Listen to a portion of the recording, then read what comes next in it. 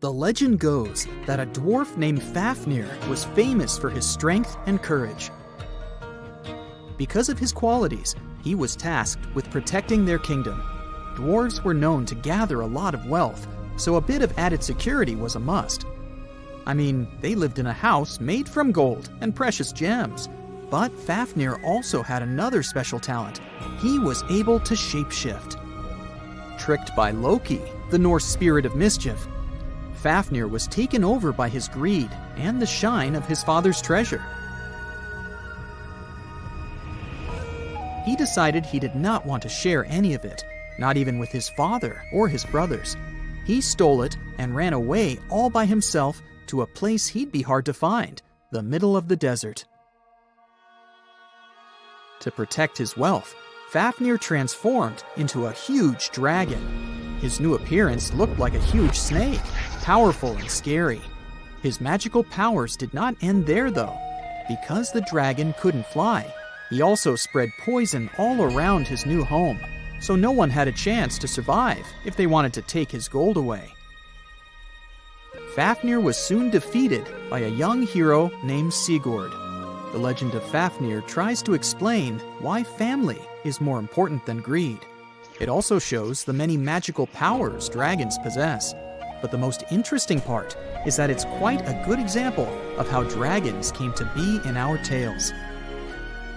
But hey, this is just one of the many stories mentioning dragons. Just switch on your TV or peek into any bookstore, and you'll surely stumble upon dragons somewhere. Variations of dragon-like creatures have been described in stories from all over the world, from Asia to Northern Europe.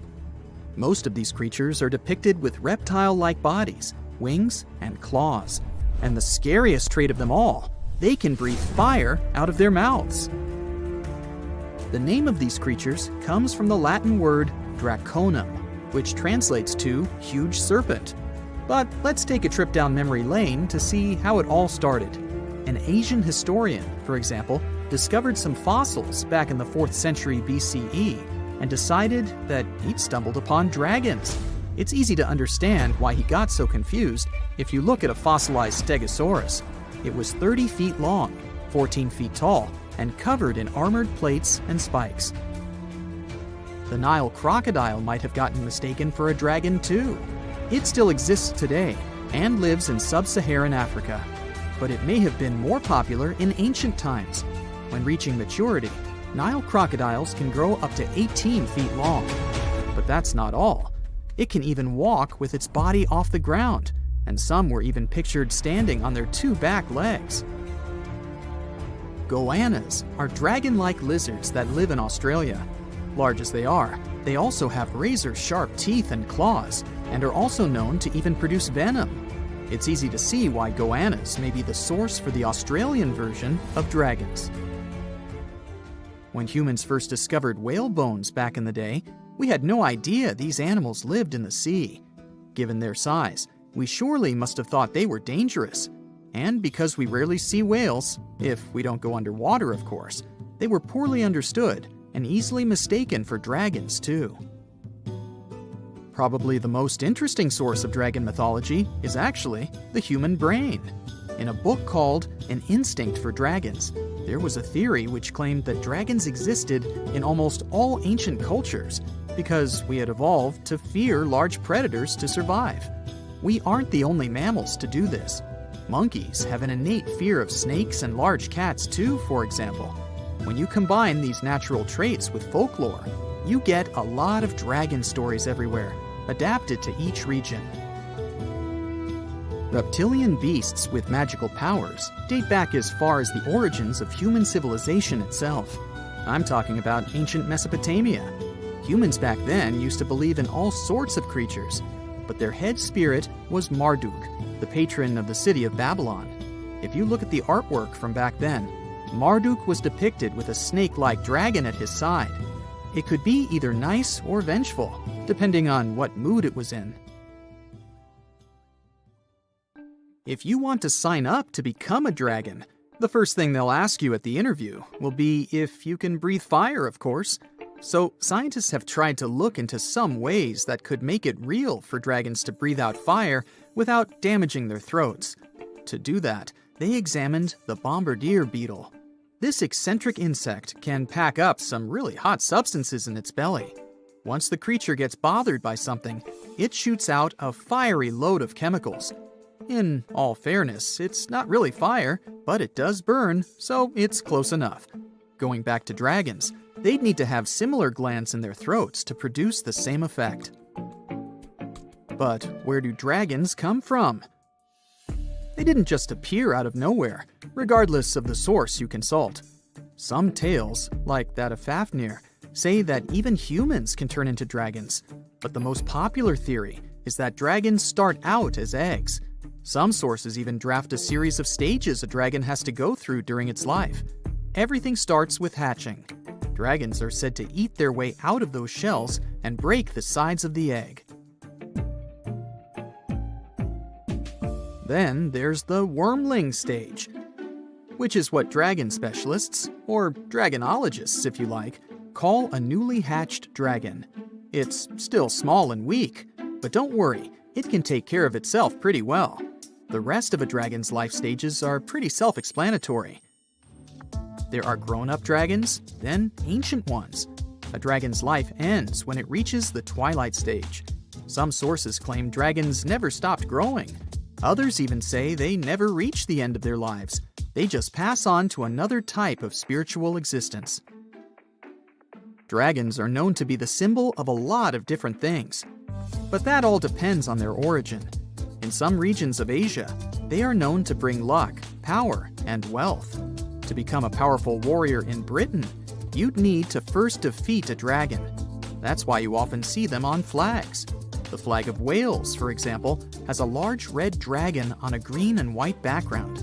Western stories aren't as nice to dragons. They are often seen as evil and vengeful.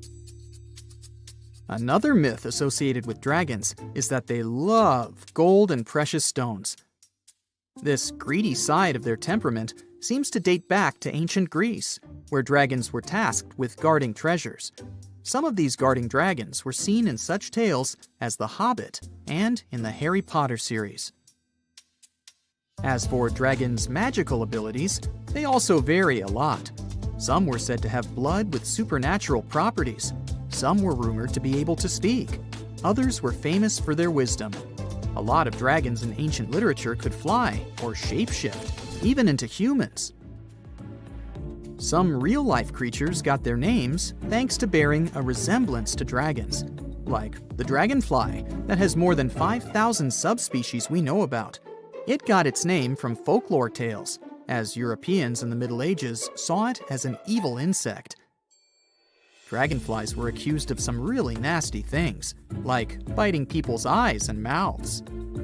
But the creature that resembles mythical dragons most is a reptile called the flying dragon. They're seen in wooded areas of Southeast Asia. They don't really have wings per se, but parts of their ribs are elongated to support some extra skin that allows them to leap through the air between trees. Those wings are also brightly colored and contrast with their brown bodies. In a frosty Canadian park, hidden deep beneath layers of thick ice, scientists discovered a bizarre skeleton they named the Frozen Dragon. The skeleton had been in the frozen ice for millions of years. It took experts decades to work out the species of this strange fossil. It was identified as a new genus of pterosaur. Pterosaurs were massive flying reptiles with wingspans of over 16 feet. Their heads were 3.5 times the size of their bodies. Pterosaurs lived 76 million years ago when they soared above the dinosaurs. Scientists described them as the biggest, meanest, and most bizarre animals that ever flew. The new genus has been named Cryodracon boreas, which translates to Frozen Dragon of the North Winds. In 2013, a young mountaineer was climbing one of the tallest mountains in Western Europe, Mont Blanc. He noticed a strange metal box poking out of the snow. The mountaineer pried the box open and found that it was filled with precious rubies, emeralds, and sapphires. The climber immediately handed the box to the authorities. It was discovered that the box likely belonged to a passenger on one of 2 flights from India that crashed into the mountain over 50 years ago. The box was valued to be worth over $200,000, and authorities are still searching for the heir to the small box of treasures.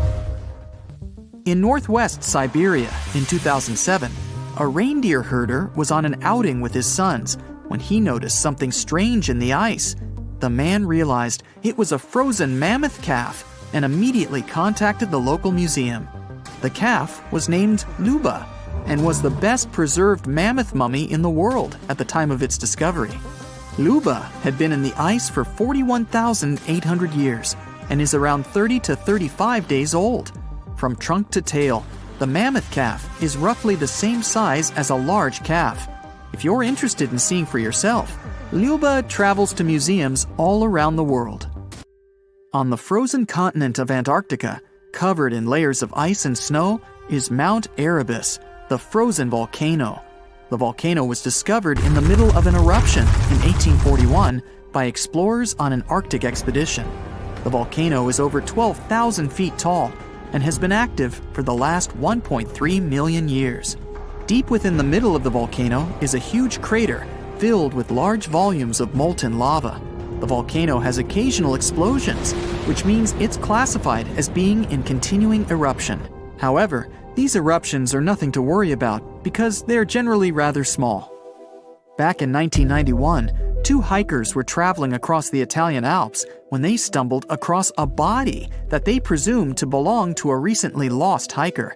The duo trudged back down the mountain to report their unfortunate findings. Once the remains were recovered, it was clear that the body was not recent at all. Scientists determined that the Iceman was more than 5,000 years old and named him Otzi. The discovery was unlike anything scientists had ever before seen because the body was so well preserved. For years, Otzi was studied by scientists who discovered that our ancestors have a lot more in common with us than we ever knew before. Otzi was covered in ink body art. Research done on the contents of his stomach revealed that his last meal was dry cured meat, similar to the bacon we eat today. Otzi has at least 19 relatives living today, somewhere in Central Europe. Scientists were researching ancient squirrel burrows in Siberia when they came across something interesting. One of the squirrels had hidden away precious seeds deep beneath the ground. The seeds had been encased in ice for 32,000 years. The seeds were for the flower Silene stenophilia, which had long since gone extinct. Amazingly, scientists were able to recover plant tissue from inside the seeds and grow an entire crop of flowers. They've since reintroduced the previously extinct flower to natural habitats all across the world. In 1930, a team of Norwegian scientists sailed around the Arctic Ocean, conducting research on the seas and glaciers. They reached White Island, a dangerous and icy land no human had set foot on before, or so they thought. The scientists were shocked to discover the tip of a small boat sticking out of the snow. Frozen inside the boat, they found scientific equipment and various personal items, including a jacket monogrammed S.A. Andre. They had discovered the wreck of the famous Andre Arctic balloon expedition. In 1897, Swedish explorers, led by Andre, attempted to travel to the North Pole by hydrogen balloon. No one had ever heard from them ever again. People only found out what happened to them when the wreck was discovered 33 years later. It turns out that the balloon had crashed on White Island only 2 days after departing from Sweden. The explorers traveled along the island on a small makeshift boat, but were unable to make it any further. The best preserved woolly mammoth ever found was discovered in an area of permafrost in Siberia in 2010. Scientists named the frozen mammoth Yucca after the small village near where it was found. Yucca had been frozen for 39,000 years and is thought to have been around 6 to 8 years old. Because Yucca is so well preserved, it has been studied for years and provided new information about mammoths. In 2019, scientists reported that they were able to activate cells taken from Yucca's tissue. Maybe one day we'll have woolly mammoths roaming the land. From looking at pictures and videos of Antarctica, The continent appears to be freezing cold, covered in snow, and flat, except for a few small hills. Scientists believe that too. When studying the Gomburtsev Mountains in the early 2000s, they were shocked to discover that the small rocky hills were actually the peak of a gigantic mountain formation under a mile of snow. Using radar technology, researchers worked out that the mountains are really around 10,000 feet tall and sprawl across 750 miles. This is around the same size as the European Alps, except hidden under tons of ice and snow. At a gold mine in Siberia, a businessman was examining a nearby river when he noticed something interesting in the frost. It was a small woolly rhino calf that was later named Sasha. The woolly rhino has been extinct for 15,000 years. It's thought that Sasha could have been frozen in the ice for up to 39,000 years. Sasha is unique because it's the only full-body woolly rhino to have ever been discovered. Glaciers around the northern Italian town of Pelo have begun to melt. Artifacts from decades and even centuries ago have been discovered pouring out of the ice. Personal belongings from soldiers have been found, things like diaries, photographs, and even love letters. Historians have even uncovered an entire cabin preserved beneath the ice. The cabin was filled with hard metal helmets and clothes. In 1845, Sir John Franklin embarked on an ill-fated expedition to the North Pole. The crew traveled on two ships, HMS Erebus and the ironically named HMS Terror. The expedition met with disaster, and both ships were lost to the icy waters. In 2016, the HMS Terror was discovered by a team of researchers. Despite being lost for 170 years, the freezing cold waters had maintained the ship in pristine condition. Scientists describe the ship as frozen in time. Dinner plates and glasses were still on shelves, beds and desks were still in order, and even the passengers' luggage appeared to be in good condition. The HMS Erebus was also discovered nearby, but due to changing water conditions, the ship wasn't in great shape. The glacial ice surrounding a mountain passageway in Norway that was notoriously used by the Vikings has revealed hundreds of ancient artifacts. One of these artifacts was a giant unopened wooden box that was welded together. Researchers were beside themselves with anticipation, waiting to open this box. They believed it would be filled with Viking treasures or artifacts that would give us an insight into ancient society. When they opened the box, all that was inside was a plain old beeswax candle. It turns out that this box wasn't actually as old as they thought it was. By analyzing the candle, they discovered that the box dates back to the 17th century. The age of the Vikings had ended by the 11th century. It's likely that the candle box belonged to a farmer who was shipping it from his summer farm to his winter farm to light up the long nights. Well, hey there! We dive back in time and into the oceans over 500 million years ago, just, because we can. Whoa! Watch out! It's not megalodon or giant sea reptiles you need to look out for here. It's a bizarre, unearthly-looking creature called Anomalocaris. The name means unlike any other shrimp, and I think you'll agree, it looks like a nightmarish cross between a shrimp and a modern-day centipede. 2 tentacles protruding from its face, each lined with razor-sharp teeth. Oh yeah, and this thing was about the size of your leg. With a wave-like movement of the flaps on each side of its body, it was graceful for a terrifying creature. It was also more advanced than any other life on this planet at the time. Especially those huge eyes. You have only one lens in each of yours. This giant shrimp had 16,000. That's 4 times more than a common housefly.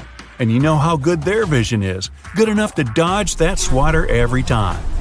All this allowed Annie to become one of the first animals on this planet to feed on others. Yep, here it is. Earth's first hunter. Its favorite meal? Trilobites. Hey, try a bite. Those are the ancient ancestors of crabs. Some of their fossils have marks on them in the same shape as the monster shrimp's mouthparts. Terrors of the past like this got to be so giant thanks to more oxygen in the atmosphere. A perfect example of this, Meganeuropsis. Imagine a dragonfly. Now make it as big as a cat, and with a wingspan longer than your arm. Megan, the monster-sized dragonfly, could easily grab other insects or even small animals, and she ruled the air with quick movements. Back then, there were still no large birds or other airborne enemies for this behemoth bug, so it was safe and free to grow as large as this planet would allow. Piranhas of the past were also jumbo-sized. Mega piranha was about 3 times the size of the river terrors we have today. Its bite force was about the same as a tiger's, and those striped kitties bite down 2 times harder than lions. That means it probably not only dined on other fish and any land creatures that, got too close to the water, but it could also easily crunch down on large turtles and other unlucky shelled creatures. And fun fact, modern-day piranhas bark like dogs when they're about to enter a confrontation. It actually sounds more like a frog's ribbit. But makes you wonder, what did this mega-sized ancient cousin sound like? A bear roaring? How about giant sea scorpions the size of your bed? Go back about 460 million years, and you'd see them swimming under you. And watch out for that tail. Scientists still don't know if these creatures could use it to inject venom like your standard land scorpion, but something tells me I wouldn't want that thing anywhere near me. Then there's this guy, Therizinosaurus. Terry looks sort of like a goose with long arms. Oh, and did I mention this goose dino is about 2 stories tall and longer than a bus? Yow! Its arms make the T-Rexes look even more bite-sized, each 8 feet long, almost triple the length of T-Rexes. And on the end, razor-sharp claws the size of your whole arm. Now, don't worry about those lengthy claws too much, though. Terry probably used them to cut through giant termite nests. So, this huge reptilian goose was more interested in eating bugs and plants. Another mega monster for you, Megatherium. The giant ground sloth could look a giraffe straight in the eye and weighed as much as a hippo. It moved mainly on its hind legs and used its massive tail as support. He had huge paws with colossal knife-sized claws. The sloth could use them to defend itself from enemies and to bend tree branches in search of food. But the biggest danger to the giant ground sloth wasn't dinosaurs or saber-toothed tigers. It was our own species. Yep, humans showed up just in time to meet this fellow and to, eat him up. Titanoboa was a terrifying 50-foot snake, as long as the great megalodon itself. It was also more than 2 times heavier than the heavyweight champion among snakes today, the green anaconda. Crocodiles were a regular on this serpent's menu. Titanoboa could swim 3 times faster than the fastest Olympic swimmer our species has ever seen. It was quicker and more dangerous in the water than outside it. And don't forget the boa part of its name. This massive snake wasn't venomous. Instead, it liked to squeeze. Remember that giant shrimp from earlier? Well, Opabenia looks like its teeny-tiny finger-sized cousin. And instead of 2 toothy tentacles, this thing had a vacuum hose coming out of its face. On the end of that trunk, what looks like a single crab claw. Add 5 eyes and a mouth under its head, and you've got a recipe for something not of this planet. Only it is. This creature used its trunk like an elephant does. Its claw grabbed food from the bottom of the ocean and brought it up to its mouth. This thing is so weird-looking that, apparently, when the scientists who discovered it presented his findings to an audience, they all laughed as if he were joking. Now, a real-life monster, the Tully monster. From a distance, it looks a bit like Nessie, that long neck and teeth-lined jaws. But get closer, and you'll see it's more like a long nose with a mouth attached at the end, like a mosquito. Its eyes are further back, sticking out of tubes all snail-like. Tully was an ancient mollusk, about the size of your forearm. It probably dined on jellyfish and shrimp 300 million years ago. Thylacus smilus will put a smile on your face as long as you don't get too close.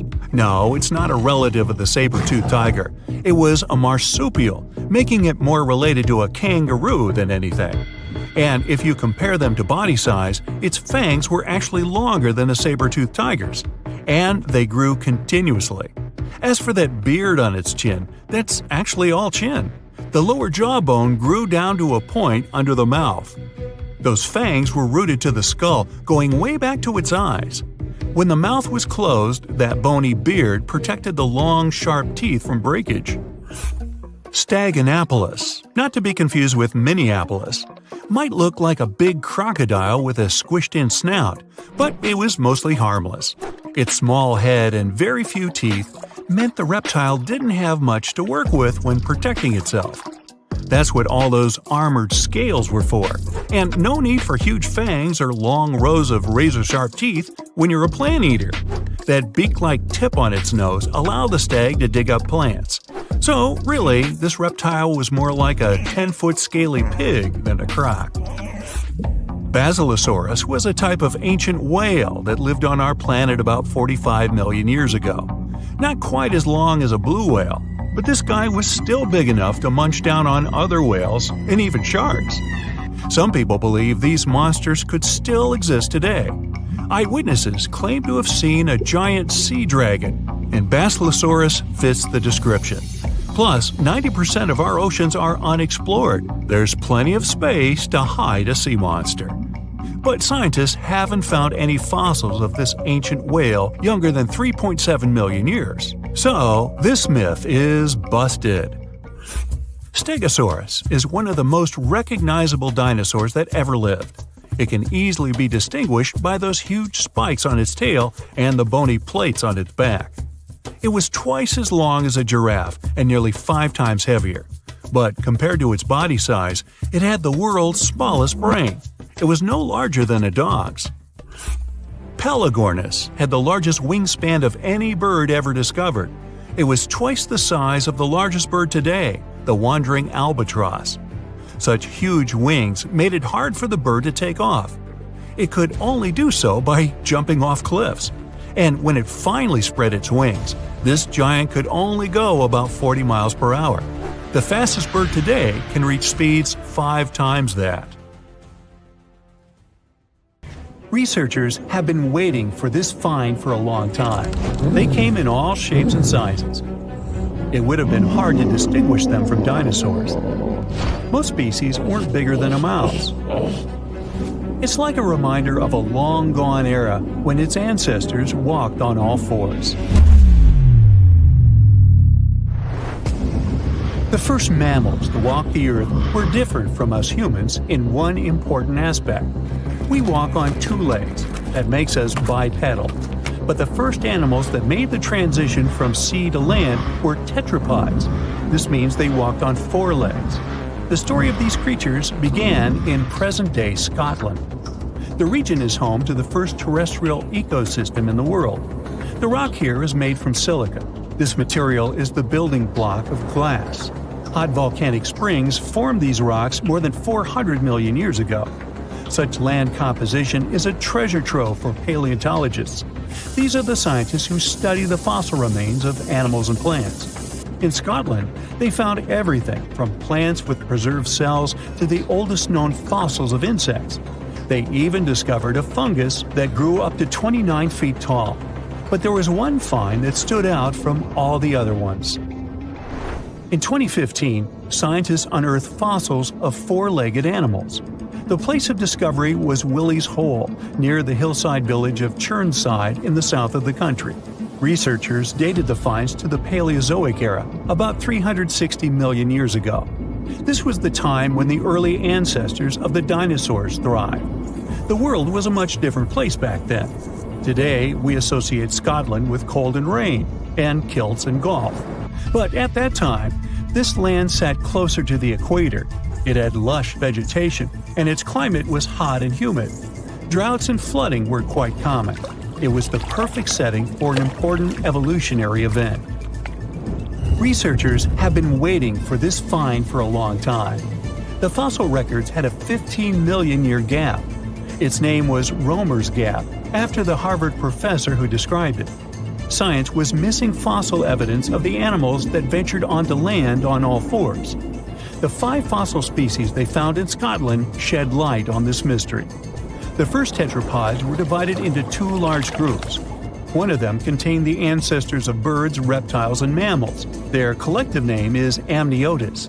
The other included the ancestors of amphibians, such as frogs. When these and similar species migrated to dry land, they discovered that they weren't alone. The earliest life forms that made this evolutionary leap were liverwort-like plants. We know this because scientists found their spores.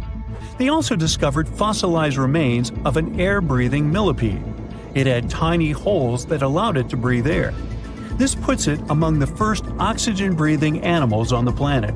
And this species of millipedes is the first land dweller in the animal kingdom. Today, the largest of such creatures is the African elephant.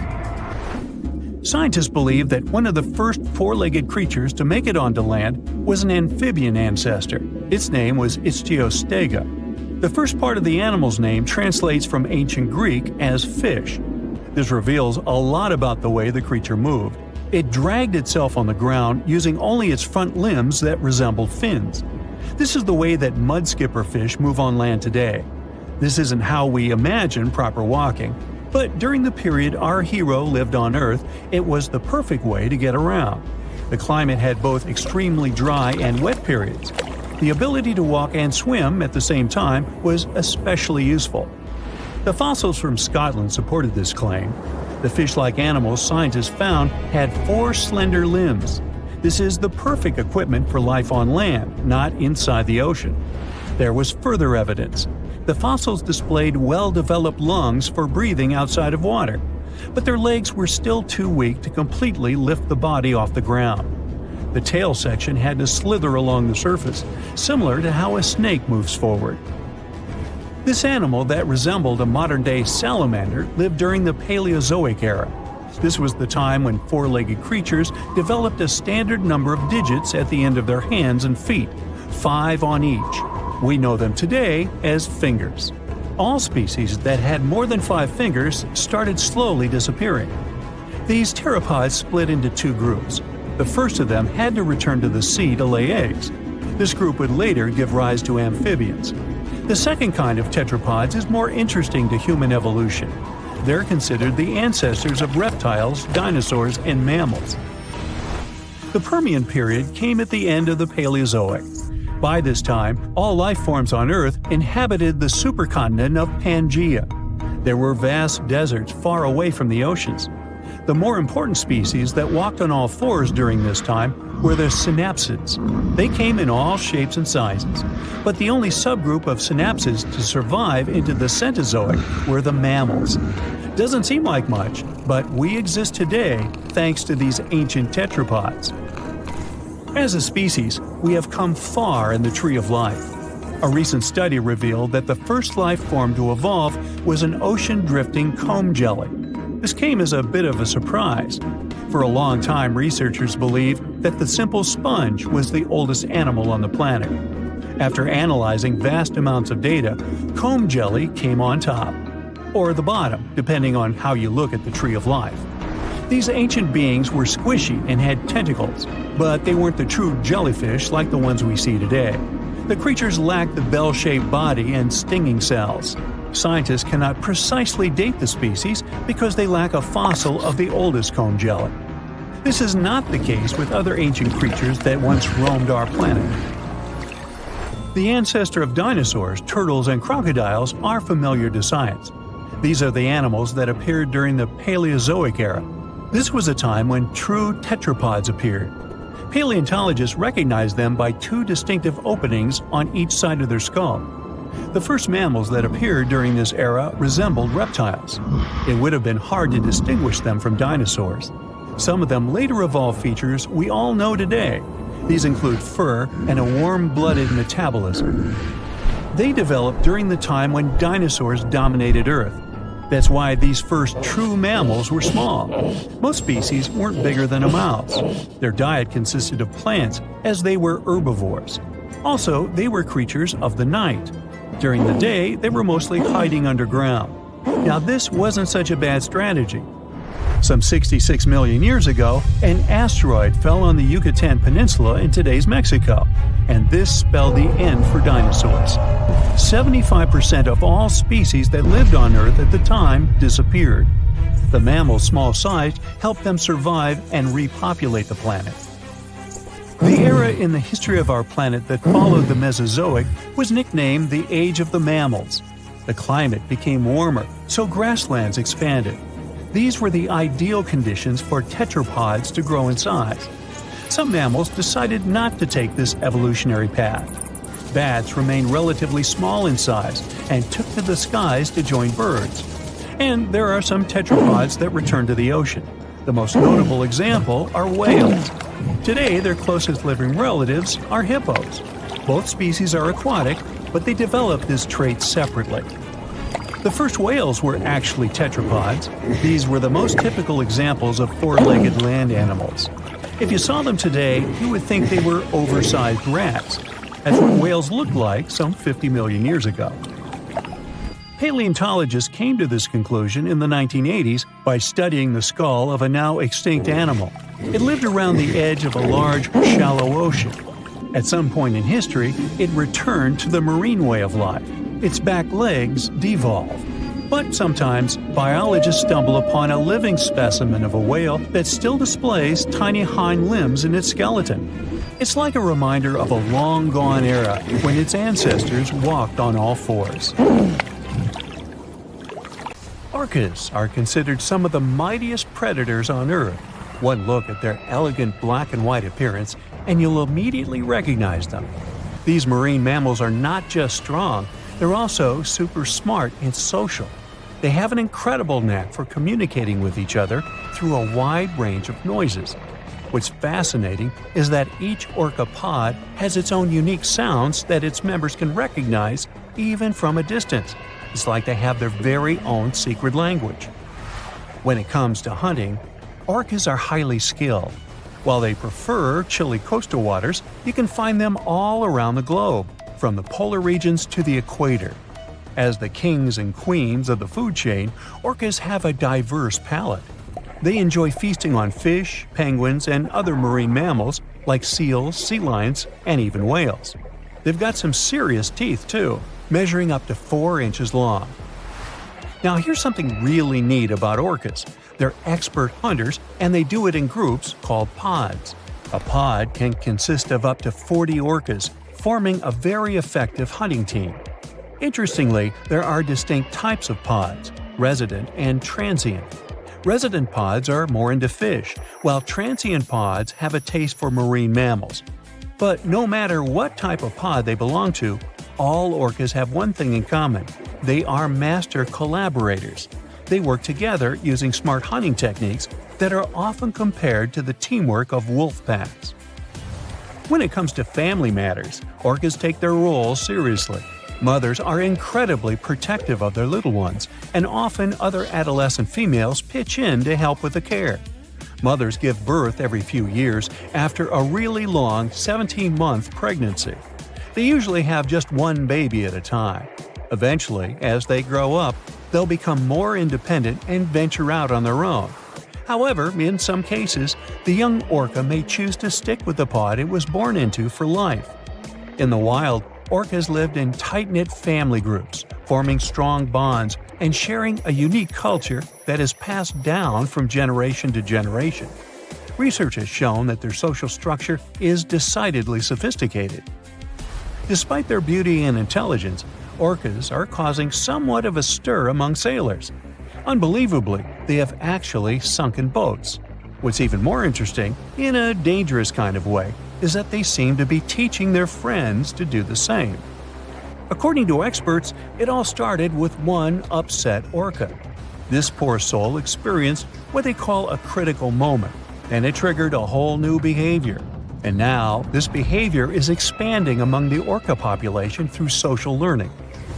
Let's dive into the details. The latest incident occurred off the coast of Spain in the Straits of Gibraltar. A yacht had an unfortunate encounter with 3 orcas.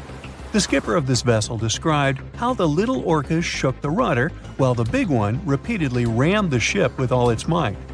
The astonishing part is that the smaller orcas actually imitated the techniques of the larger one. With a slight run-up, they too slammed into the boat.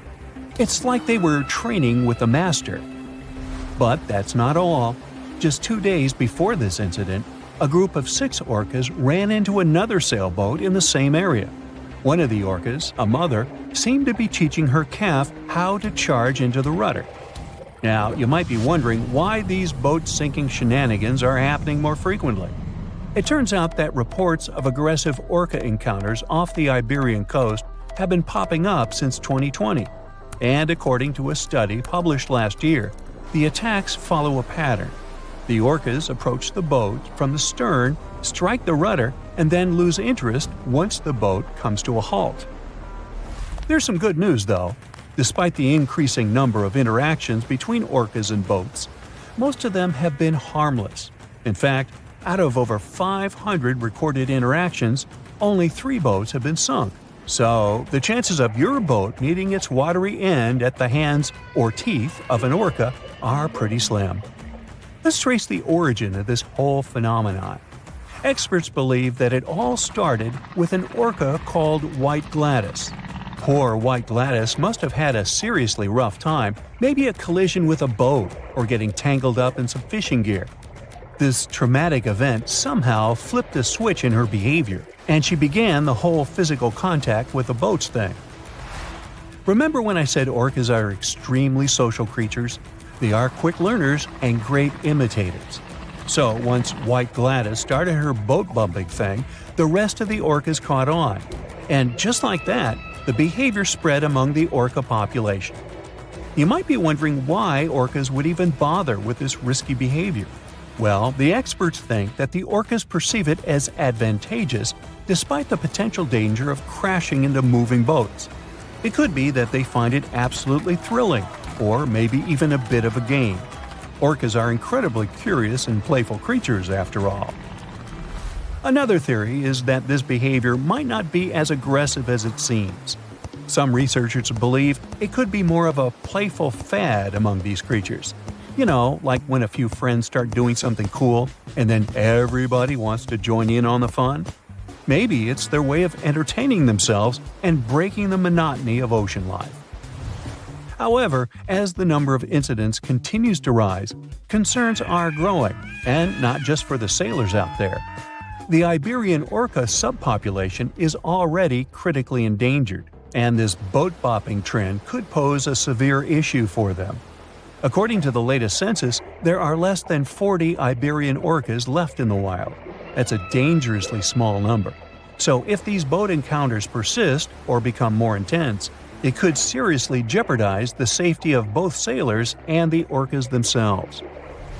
However, it may just be the boats they don't like. That's because orcas have never attacked humans in the wild. They have even been known to approach and play with humans. Orcas are incredibly curious creatures and seem to enjoy interacting with us. They've been seen swimming alongside humans, bringing them toys, and even chasing boats in their wake. Some individual orcas have even developed friendships with specific humans over time. Here's one fascinating incident that occurred in a coastal Alaskan village. A group of children were having a snowball fight when a pod of orcas decided to join in the fun. They broke off a piece of drift ice and began tossing it around in the air, much to the delight and amusement of the children. Now, you might wonder if orcas have ever saved humans from dangerous situations. While there are very few recorded cases of orcas rescuing unfamiliar humans, there have been instances where they have come to the aid of humans they know. It's worth mentioning a remarkable occurrence that took place in Eden, Australia. A group of whalers found themselves in grave danger after their boat capsized, leaving them at the mercy of shark-infested waters. Incredibly, a pod of orcas, led by a male known as Old Tom, shielded the whalers from the sharks and kept them afloat until they were rescued. This demonstrates the protective nature of orcas even towards humans. There are several theories as to why orcas do not attack humans. One possibility is that they recognize that we are not their natural prey. These creatures prefer to feast on particularly nutritious and fatty foods, like sea lions or salmon, whereas humans simply don't provide the same nutritional value. But is this the only reason? Other apex predators, like sharks, may occasionally mistake humans for seals and attack them. However, in the rare cases where orcas have mistaken humans for prey during a hunt, they immediately stop the chase once they realize their mistake without causing any harm. Experts believe this is due to the high intelligence and empathy of orcas. How heavy is the largest living snake? How can a snake eat a whale? Get ready, I'm about to answer these questions. Before the last ice age, giant mammals like mammoths ruled the world. The modern animal kingdom we're familiar with was shaped around 55 million years ago. I mean, there were still 1,000-pound bear dogs living from Asia to America. But modern whales, for instance, began to appear later. I'm saying modern whales because, surprise, surprise, whales weren't always fully aquatic. The ancestors of the ocean's biggest animals once walked on dry land. They had 4 legs and lived on the coast. Now, I want to introduce you to a snake that used to eat these whales, the Paleophis, a genus of a marine snake. Scientists say it's hard to understand how big the Paleophis was due to its fragmentary fossil record. They assumed that it could have reached up to 40 feet long. Its fossils were found in different parts of the world, from England to Morocco and Virginia, USA. The Paleophis is extinct now, and sea snakes today are only about a quarter of the size this majestic creature used to be. So no need to worry about this underwater monster. But there once was an even bigger snake, the Titan boa. It was around 50 feet long and most likely weighed over a ton. It used to live in what is now known as northeastern Colombia around 60 to 58 million years ago. Scientists say that it mostly fed on fish. Another giant animal that lived in the past was the black Gigantopithecus. These primates aren't related to gorillas. They lived in the area of modern China. Some people believe that they're still alive, but so far, no one has laid eyes on them. Some people even go further and say that the stories of Bigfoot or Yeti are based on these animals. This rodent became extinct about 2 million years ago. Its main habitat was South America, more specifically, Uruguay. What's astonishing about this species is that it was the largest rodent ever known. It was bigger than a bull. Scientists believe that it weighed up to 1,000 pounds. A distant relative of this rodent is still alive today. It's called the pacarana.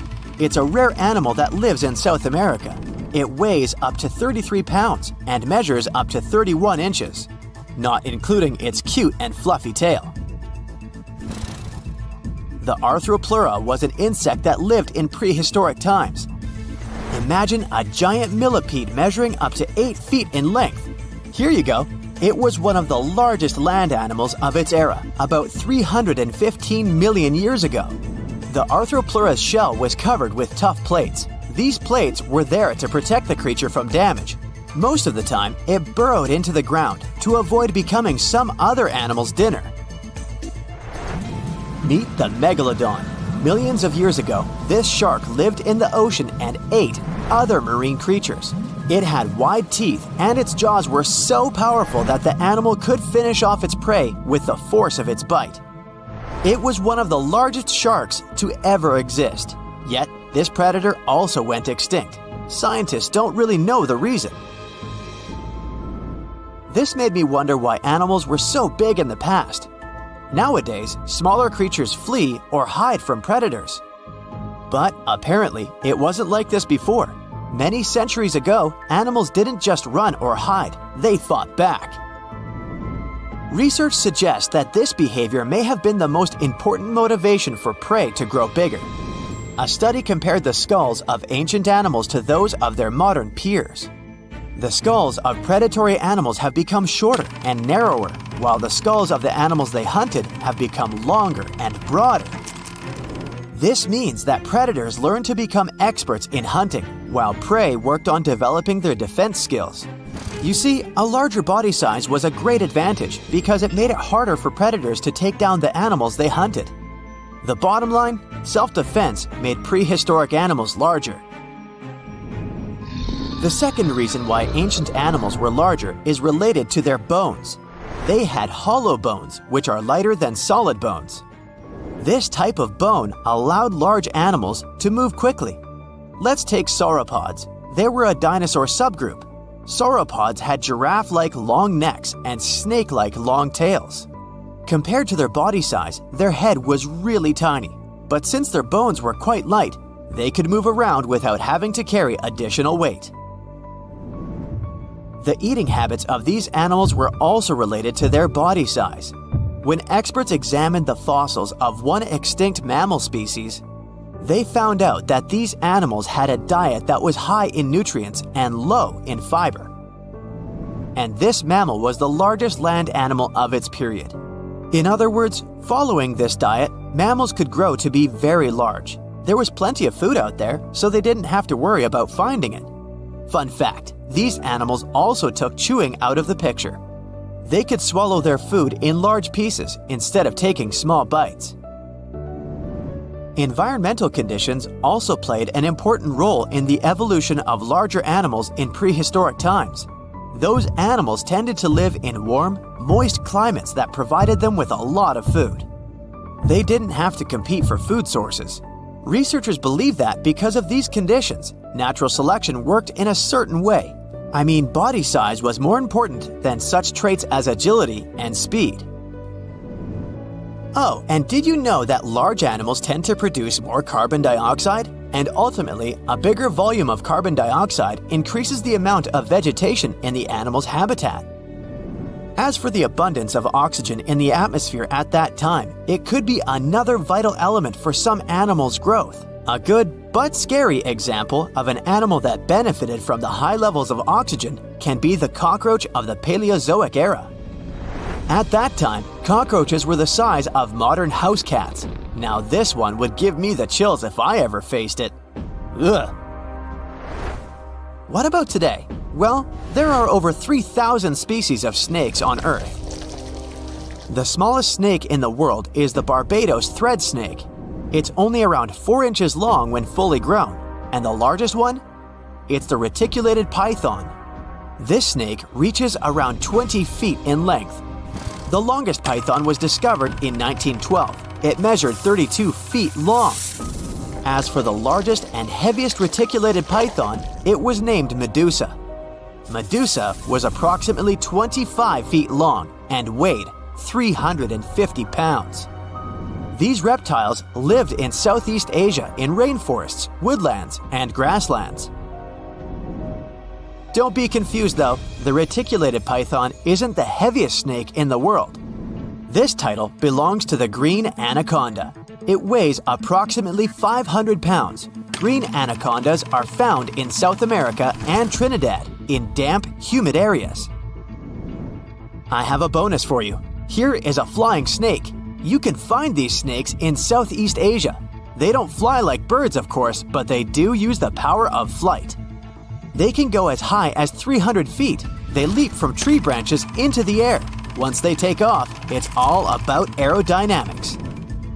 Their main technique is flaring their ribs and pulling in their abdomens. While airborne, they undulate from one side to another and slightly up and down. This motion helps snakes to turn and glide. Why bother with all this if they can just crawl in an old-school way? Scientists aren't sure, but they believe it might be related to escaping from predators. This way, they move from one tree to another without having to get down to the ground. Every now and then, people discover fossils of animals that lived millions of years ago. These ancient discoveries continue to capture our imagination. Which of these animals would you like to see alive? Lions, dogs, cats, all these mammals sleep in pretty comfortable positions. But not whales. They look like giant floating loaves of bread, which is a scene one diver accidentally came across in the Caribbean Sea.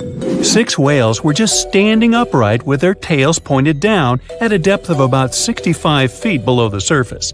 Scientists discovered that when sperm whales take a nap, they stay in this position for 10 to 15 minutes.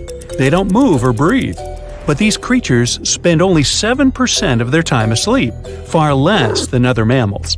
Usually, they either rest peacefully in the water or relax, slowly swimming next to other marine animals.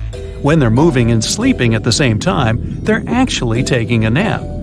These animals can't go too deep and need to stay close to the surface. Great white sharks sleep and hunt at greater depths, which means one less thing to worry about when taking a quick nap.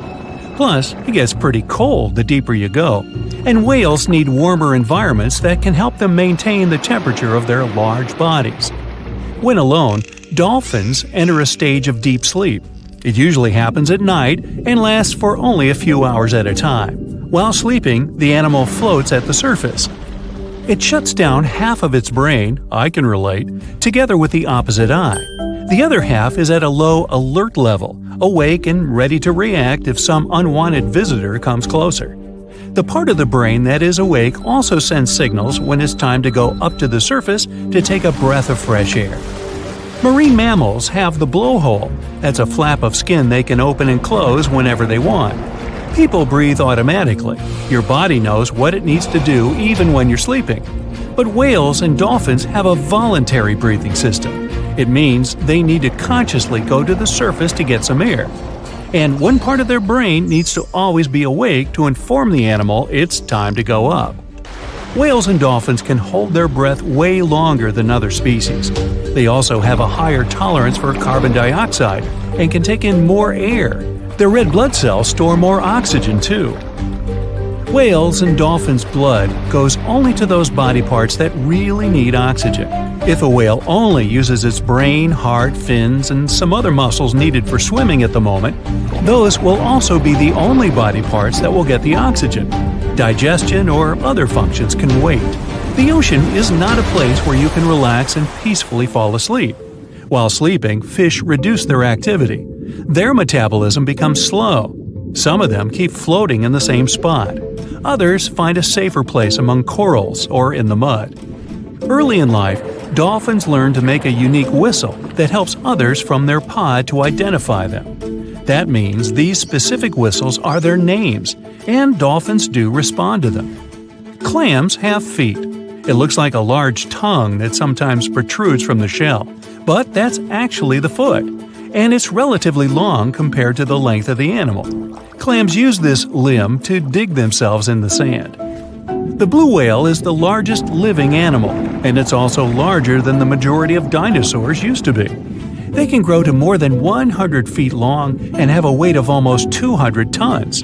That's like 50 adult elephants. A blue whale's tongue alone can weigh more than one elephant. Such a giant surely needs to eat a lot, 500,000 calories in just one mouthful. The blue whale's heart is the size of a small car and weighs 1,300 pounds. To move the blood through such a giant body, the heartbeats are so strong you can hear them even from 2 miles away. The heart of a whale beats only 8 to 10 times per minute. The whale is one of the loudest creatures out there. Its call can go up to 180 decibels, which is as loud as a jet plane. Almost 95% of jellyfish's body is made of water. For comparison, the human body is 60% water. It's probably not a surprise since jellyfish don't have a heart, blood, eyes, or brain. The other 5% of their body weight is proteins, muscles, and nerve cells. Jellyfish have been around for more than 500 million years. This makes them older than dinosaurs. These creatures haven't changed much, and today's jellyfish are pretty much like their ancestors. These creatures live in the ocean, but in 1991, more than 2,000 jellyfish polyps were taken into space. Scientists wanted to see how they would react in the environment with no gravity. The jellyfish reproduced and created 60,000 new polyps, but unfortunately, those couldn't function normally after getting back to Earth. One species of jellyfish can literally live forever. As it grows older, the critter goes down to the seafloor to become a polyp again, and that polyp turns into a new jellyfish with the same genetics. Greenland sharks can live 500 years. This is an animal with almost the longest lifespan among vertebrates. Sperm whales are sociable creatures. They spend their life surrounded by their family. These animals support one another and have close friends they remember well, even if they don't see each other for a long time. Electric eels have small eyes that are not so effective in environments with no light, so they mostly rely on their electric organs. Those consist of 6,000 cells. Eels use them to stow power, similar to batteries. These creatures use electricity like bats use their radars or dolphins their sonar. An eel can also produce enough electricity to power a panel of light bulbs. There's a small tropical archer fish that can learn to recognize human faces. This fish has an interesting ability to spit small jets of water from its mouth. Researchers showed the fish the image of two different faces placed side by side. One was unknown and the other was familiar. The fish was supposed to spit water at the familiar one.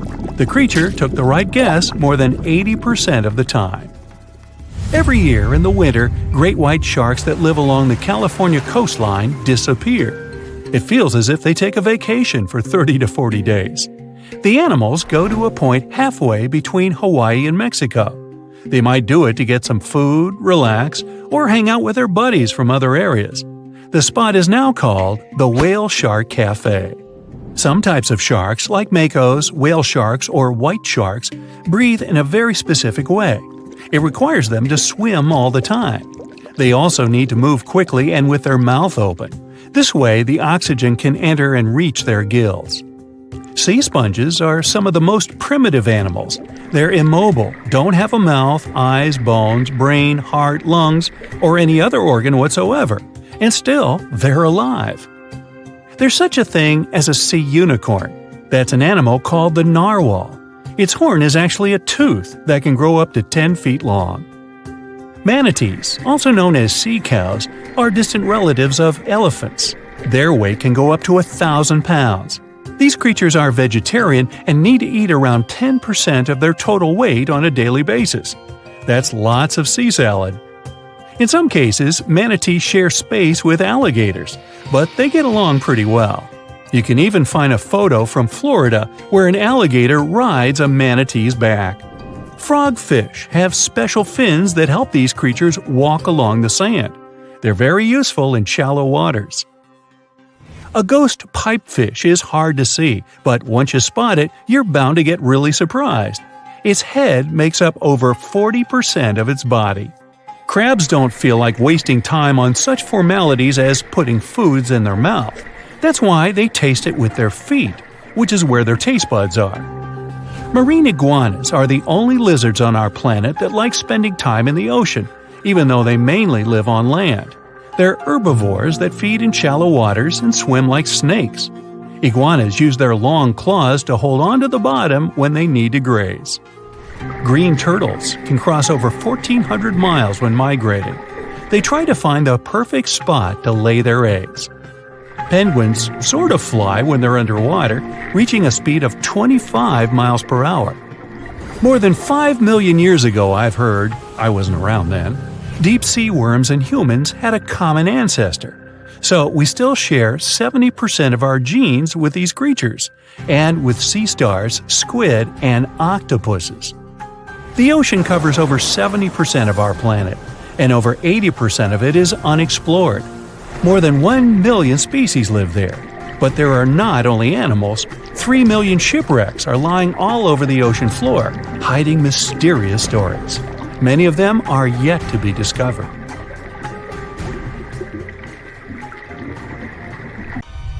"70% of the surface of our planet is covered with water. Seas and oceans hide not only diverse inhabitants, but also traces of humanity. Thousands of sunken ships contain pieces of our centuries-old history. Let's look into these depths of the sea and find out what secrets they hide." So, imagine you dive into the seabed and find there... No, it's not the wreckage of a pirate ship of the 16th century. We've seen it many times in many documentary shows and read about it in books, and it's not attractive now. So, you dive into the ocean floor and find a huge porcelain tableware store. And it's not just porcelain that you can buy in the store, but more than 500-year-old dishes. The Chinese Ming Dynasty developed maritime trade for imports from foreign countries several hundred years ago. One ship didn't survive a sea storm and sank somewhere on the northwestern slope of the South China Sea. There, scuba divers discovered a sunken ship with valuable cargo on board. Thousands of porcelain cups, plates, and jugs with beautiful painted patterns lay among algae and sea sand. Experts counted all the items and claimed the ship carried about 100,000 items, but not all of them ended up in the cargo hold. Valuable items were scattered over hundreds of thousands of square feet. A similar case occurred in the Mediterranean Sea.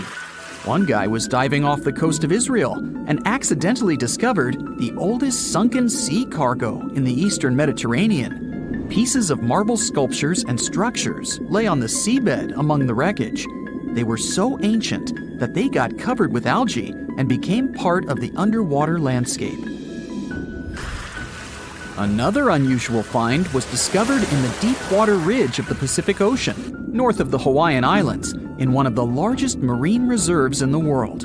A research vessel sailed along the seabed and discovered a road. Part of the bottom was covered with yellow brick tiles. It was also like the tile used to cover a swimming pool.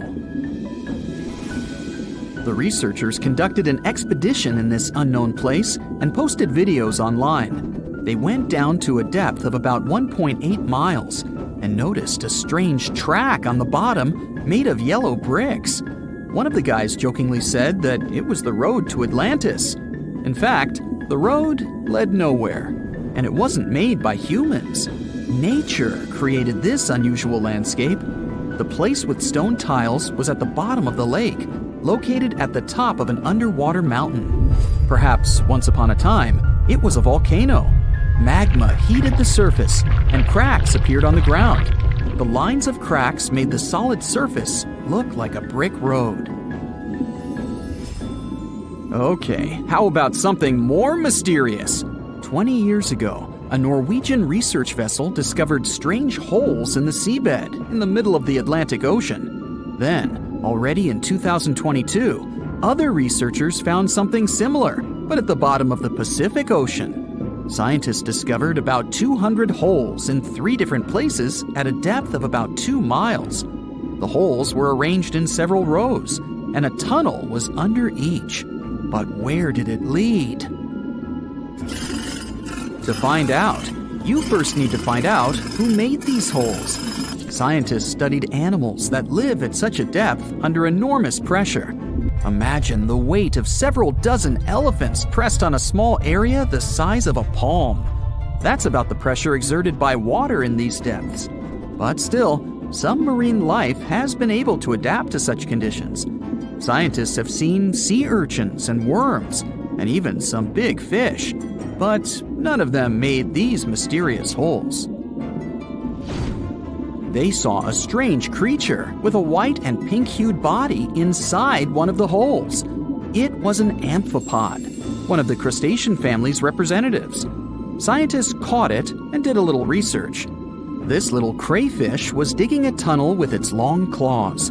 It used it as a home to hide and shelter its offspring. Or the small crustacean was digging tunnels in search of food. There's a place in the ocean where many remnants of ships lie on the seabed. And not sailing ships, but the space ones. This place is located in the South Pacific Ocean and is called Point Nemo. This is the most remote place from land on our planet. The nearest island is over 1,000 miles away from here. There's only a boundless ocean and complete loneliness. You won't even meet fish and other marine life here. The place receives little nutrients from the world's oceans because undercurrent and wind almost don't reach this area. There are different microorganisms in Point Nemo, but it's not why we're here. The reason is fireballs that fall from the sky into the water sometimes. And they're not meteorites, but some pieces of space rockets, ships, or satellites that failed. Point Nemo is an ocean desert, so space debris can't harm anyone here.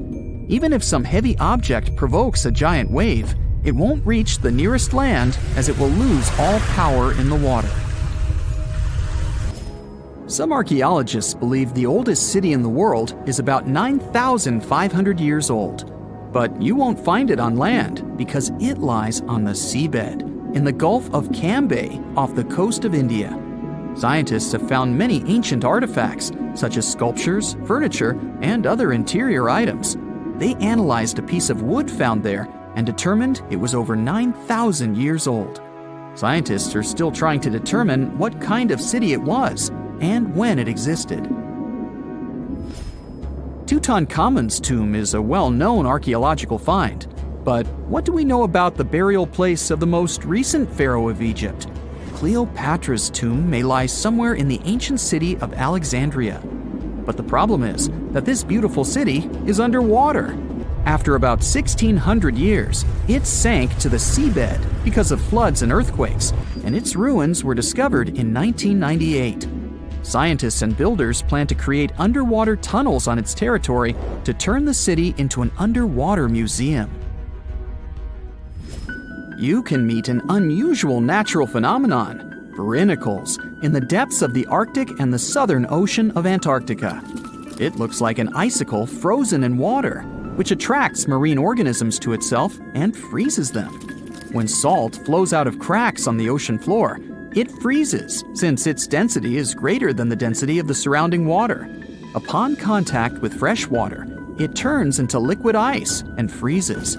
Starfish, hedgehogs, and crustaceans were stuck there as this salt froze them. Famous Stonehenge has a double underwater.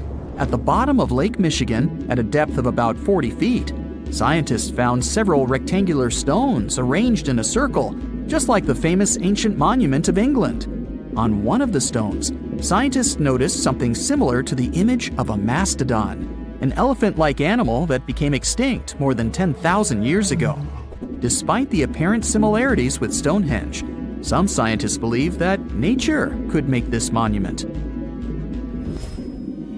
In 2012, scientists found a strange object similar to an extraterrestrial spacecraft on the Baltic Lake floor.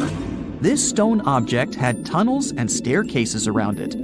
When the photo of the find hit the internet, many newspapers began to write that it was something from another planet. But scientists analyzed the artifact and said there was nothing extraterrestrial in it. It was a natural rock formation, but no one knows how nature could do such a thing.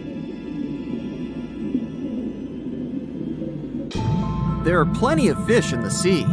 Some of them look totally like Nemo or Dory. Then there's the butterfly fish and fancy guppy, which is indeed really fancy. And then there's... what on earth is that? I would definitely not pay for a diving experience to see this guy. The anglerfish has the unofficial title of the ugliest animal in the world, but I wouldn't dare to break that news to it. There are more than 200 species of anglerfish currently swimming somewhere in the gloomy depths of the Atlantic and Antarctic Oceans, up to a mile below the surface. Some of them prefer different living conditions, the shallow tropical environments. Different kinds of anglerfish vary in shape and size, from the famous black sea devil to frogfish, monkfish, football fish, goosefish, batfish, and sea toad. The larger ones can be half as long as a full-sized bed, but most are less than a foot long. Since the choice of meals where these guys live isn't that huge, they had to come up with a unique hunting strategy. They don't waste their priceless life energy on following prospective prey. Instead, they use a piece of dorsal spine that sticks above their mouths like a fishing pole, hence the name of the fish. There's a sac of bioluminescent bacteria that glows brightly in the dark at the end of that rod. The light lures prey, and all the anglerfish has to do is wait, and then enjoy its lunch delivered right to its mouth. Their bodies are pliable and huge, so they can easily swallow prey twice their size. Deep-sea anglerfish eat whatever they can find. Species that live in more shallow water aren't picky either, and can eat anything from shrimp to snails and small fish. Only female anglerfish have the cool fishing rod feature though. So what about their males? finding a soulmate deep under the sea isn't that easy. I mean, literally, there's no light down there. Plus, there are frigid temperatures and low oxygen levels. Anglerfish can't afford to go on many dates in those conditions, so they mate for life. And before you go aw about it, I have to tell you, they do it in quite a special way. Male anglerfish are much smaller than their ladies. The contrast is so striking that when researchers first got interested in their love life, they thought those males were actually the offspring, or larvae, hanging out next to their moms. Certain anglerfish male species have receptors that alert them that there's a female nearby. After they mate, the male bites into his woman and stays attached to her head, belly, near her tail, and other areas he can access. While they morph together forever, the female fish gets the male's cells, DNA, and reproductive organs, but loses her immune response cells. The male gets free permanent housing and nutrition. Given the current real estate prices, it sounds like a dream. But that accommodation is shared by up to 8 males, and they can't move out if they ever feel like it. You're unlikely to meet this deep-sea fish in real life, but if you meet an anglerfish in your favorite video game, remember that you can easily outswim it and make it kinder to you with tranquilizing arrows. Once you befriend it, the anglerfish can be your scout and help you discover new areas with its bioluminescent pods. Back in the real world, down in the twilight zone of the ocean, about 650 to 3,300 feet down, the anglerfish isn't the only creature you're lucky you'll probably never meet. Many of the locals look like they come straight out of science fiction or horror movies, but that's because they had to adapt to this dark, deep world. I did my best to get you prepared for the creatures you're going to meet, starting with the common fangtooth. They spend most of their lives deep down, but at night, they move toward the surface to snack. These guys are more active than most other deep-sea dwellers. They don't wait for food to come their way, but actually follow it, and then get it with their long, hungry teeth. They don't have a built-in light bulb like the anglerfish, so they've developed a great sense of smell and use as much sunlight as they can get there in the depth to get around.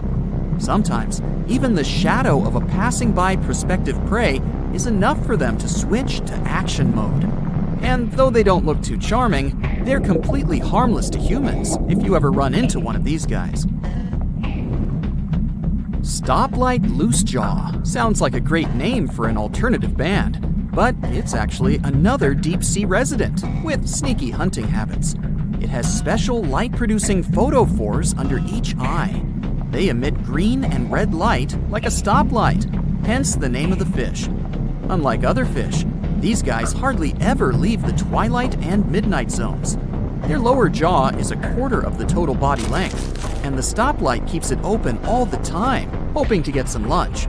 It looks like a ferocious predator, but mostly prefers zooplankton with an occasional dessert of shrimp, krill, and fish. I'm sure you didn't expect to meet a hybrid of an eel and a bird, but here it is! The slender snipe eel has a beak, much like that of a bird, with curving tips. The beak is equipped with tiny hooked teeth that the eels use to catch the antennae of delicious shrimp. And it sure is slender, stretching up to 5 feet and weighing only a few ounces.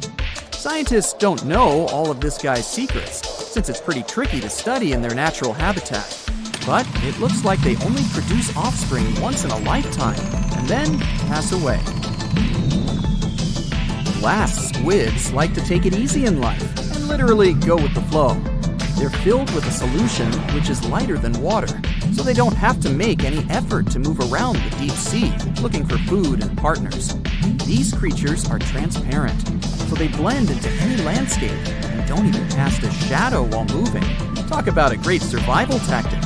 If danger finds it anyway, it can transform into a lumpy ball, pushing its head and tentacles into its mantle cavity. It can also release ink into the mantle and go from transparent to black. The same ink can protect it against hungry whales and seabirds. Another tactic they use to scare off predators is to activate their light-emitting organs around their eyes. I'm getting hungry.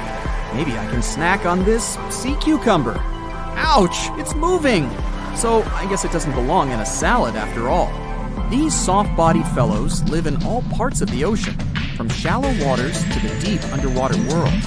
Most of them slowly move around with their tiny feet, but some crawl around by flexing their bodies. Sea cucumbers can shed their internal organs when there's a predator approaching. Those sticky organs distract the intruder, and the happy cucumber moves on and just grows the organs back. What's that glistening in the distance? Looks like someone dropped gems in the water. That's a sea sapphire, also known as the most beautiful animal you've never seen.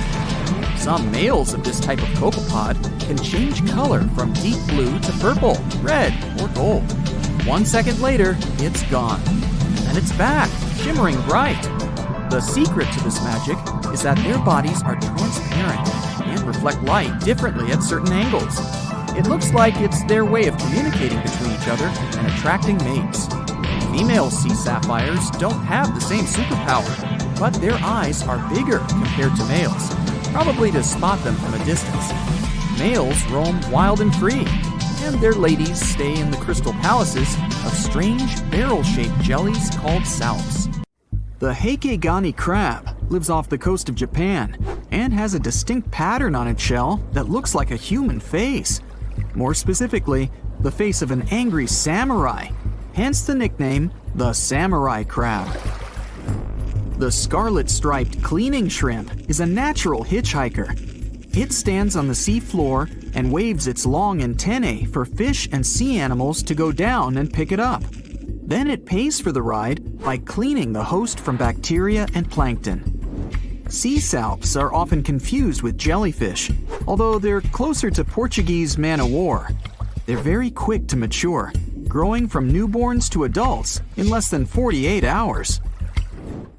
The Galapagos Islands are legendary. They've got giant tortoises, blue-footed boobies, Sally Lightfoot crabs, and red-lipped batfish. But if you've ever swum around there, you might have seen something really unexpected in the water. Iguanas. Everywhere. These large marine reptiles eat the algae that grow on underwater rocks. They're strict vegetarians. I bet the fish are happy about that. A long flat tail designed for swimming helps them move around, and sharp claws keep them on the rocks for their daily sunbathing sessions. But watch them closely. They sneeze a lot.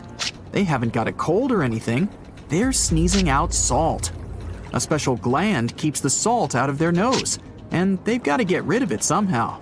Sounds painful. What's cool is that they don't mind us in the water with them. Because the islands have been so isolated, the creatures here aren't afraid of humans. Fish can fly too. Thanks to their wing-like fins, flying fish can soar a distance of about 600 feet, almost as long as 2 football fields. They need flight to escape from predators. The skeleton shrimp could be the stuff of nightmares if it wasn't so tiny. As it is, it looks like a stick insect, but almost completely transparent. This creature looks more like a fish from a horror movie than from Earth's oceans. The sea devil anglerfish resides at a whopping depth of 3,200 feet and has no shortage of weird features: razor-sharp teeth, a misshapen body, and an unsettling stare. But perhaps the creepiest thing about the sea devil anglerfish is the way it catches its prey. It has a fishing rod type appendage on its forehead that has a glowing light attached to the end to attract animals. Once these animals come close enough to the light, bam, they're captured by the sea devil's massive jaws. These guys are even capable of eating prey larger than they are, so their eyes aren't bigger than their stomachs. Starfish can cover their prey with their stomachs and eat it outside its body. Then, they simply bring their stomachs back inside. Well, that's handy. Their relatives, sea cucumbers, can do the same party trick, except that they leave part of their guts behind to scare their attacker. It's okay, the missing parts quickly grow back. Cockatoo squids, or glass squids, are a large genus whose members can reach quite impressive size. Yet, one thing they have in common is that their bodies are transparent and the internal organs glow in the dark. Despite the hairy octopus looking like it's forgotten to comb its hair in the morning, it's actually its skin that's sticking in every direction. Other sea creatures have a harder time realizing where the octopus itself is this way, I guess. The hairy squat lobster lives in reefs, hiding from its enemies in crevices. If you're lucky to see it, you'll instantly notice the drastic difference between its whitish hairs and vibrant pink and violet claws. If you step on a sea urchin, you're gonna know right away. Look at those spikes. While they're not aggressive, they've got a great defense going against any creature that wants to eat them. Venomous spikes and a poisonous bite. Pick your poison, literally. They live in all the oceans of the world, so avoiding them is out of the question. They mostly hang out in shallow water, hiding in rock pools and reefs. So unmindful people step on them a lot. The long venomous spikes of the urchin look like needles. They feel like them too. They can go in quite deep. Plus, they release a strong toxin. So, what's the cure? Remove the spikes quickly and wash with salt water. Sea turtles are constantly crying. They're not sad or anything. The weeping is only because they excrete excess salts from their body through their tears. Box jellyfish tentacles grow up to 10 feet long, and each tentacle has 5,000 stinging cells. Not bad for a creature that's mostly just water. Their venom is strong enough to paralyze anything they want to eat. Now, if you happen to get stung, it's going to hurt a lot. Its toxins contain proteins that affect the heart, skin cells, and even our nervous system. No wonder it's considered one of the most dangerous creatures on the planet. I wouldn't recommend using sunscreen, soda, coffee, or other older methods. They don't work. Your best bet is some good old-fashioned seawater. Looks like jellyfish are the rulers of the ocean, not sharks. The margin sea lizard isn't an actual lizard. It's a kind of sea slug that dwells close to the water surface. It swims upside down and somersaults to get food. And let's admit, it looks very cute. When some foreign object gets into an oyster's shell, be it a grain of sand, a parasite, or garbage, the thing irritates the mollusk's inner walls. Since the animal can't spit the item out, it envelops it in thin layers that separate from the body. These pearlescent layers accumulate until they form a round pearl. In the past, people believed that pearls were the tears of mermaids. Now we know they're just some decorated debris. Dolphins have highly developed communication. They call each other by name. Each dolphin responds to a specific sound. Mostly they say, "Stop calling me Flipper." The orca is the largest of dolphin species, and they actually have different cultures. Two orcas from different social groups won't even understand each other's language. They're the only animal known to do this. I wonder if they developed any Google Translate for dolphins. The banded shrimp, or banded boxing shrimp, was really aptly named. It's got bands of color all over its body, and always stands in a boxer-like, ready-to-strike pose. The brown-lined paper bubble is another sea slug, and it definitely looks like one. It's got a special ability, though. It can quickly burrow holes in the sea floor, hiding from enemies inside them. The snakefish, as the name implies, looks a lot like a snake, but it has a very distinctive feature. It can walk on its fins. Thanks to this peculiarity, it easily crawls from one waterbed to another, choosing habitats more to its liking. On the way, a snakefish can get hungry, for sure, so it often munches on small birds and rodents. It can grow quite big, though, and hunt even larger animals. How much weirder can it get than to walk through the woods and suddenly see a huge and toothy fish stalking some rabbit? The alligator snapping turtle catches its prey by going fishing. Its tongue looks like a worm, and the turtle waits with its mouth wide open at the bottom of a stream, lake, or pond until some unsuspecting fish takes the bait. Then, snap! The jaws come together faster than the blink of an eye, and dinner is served.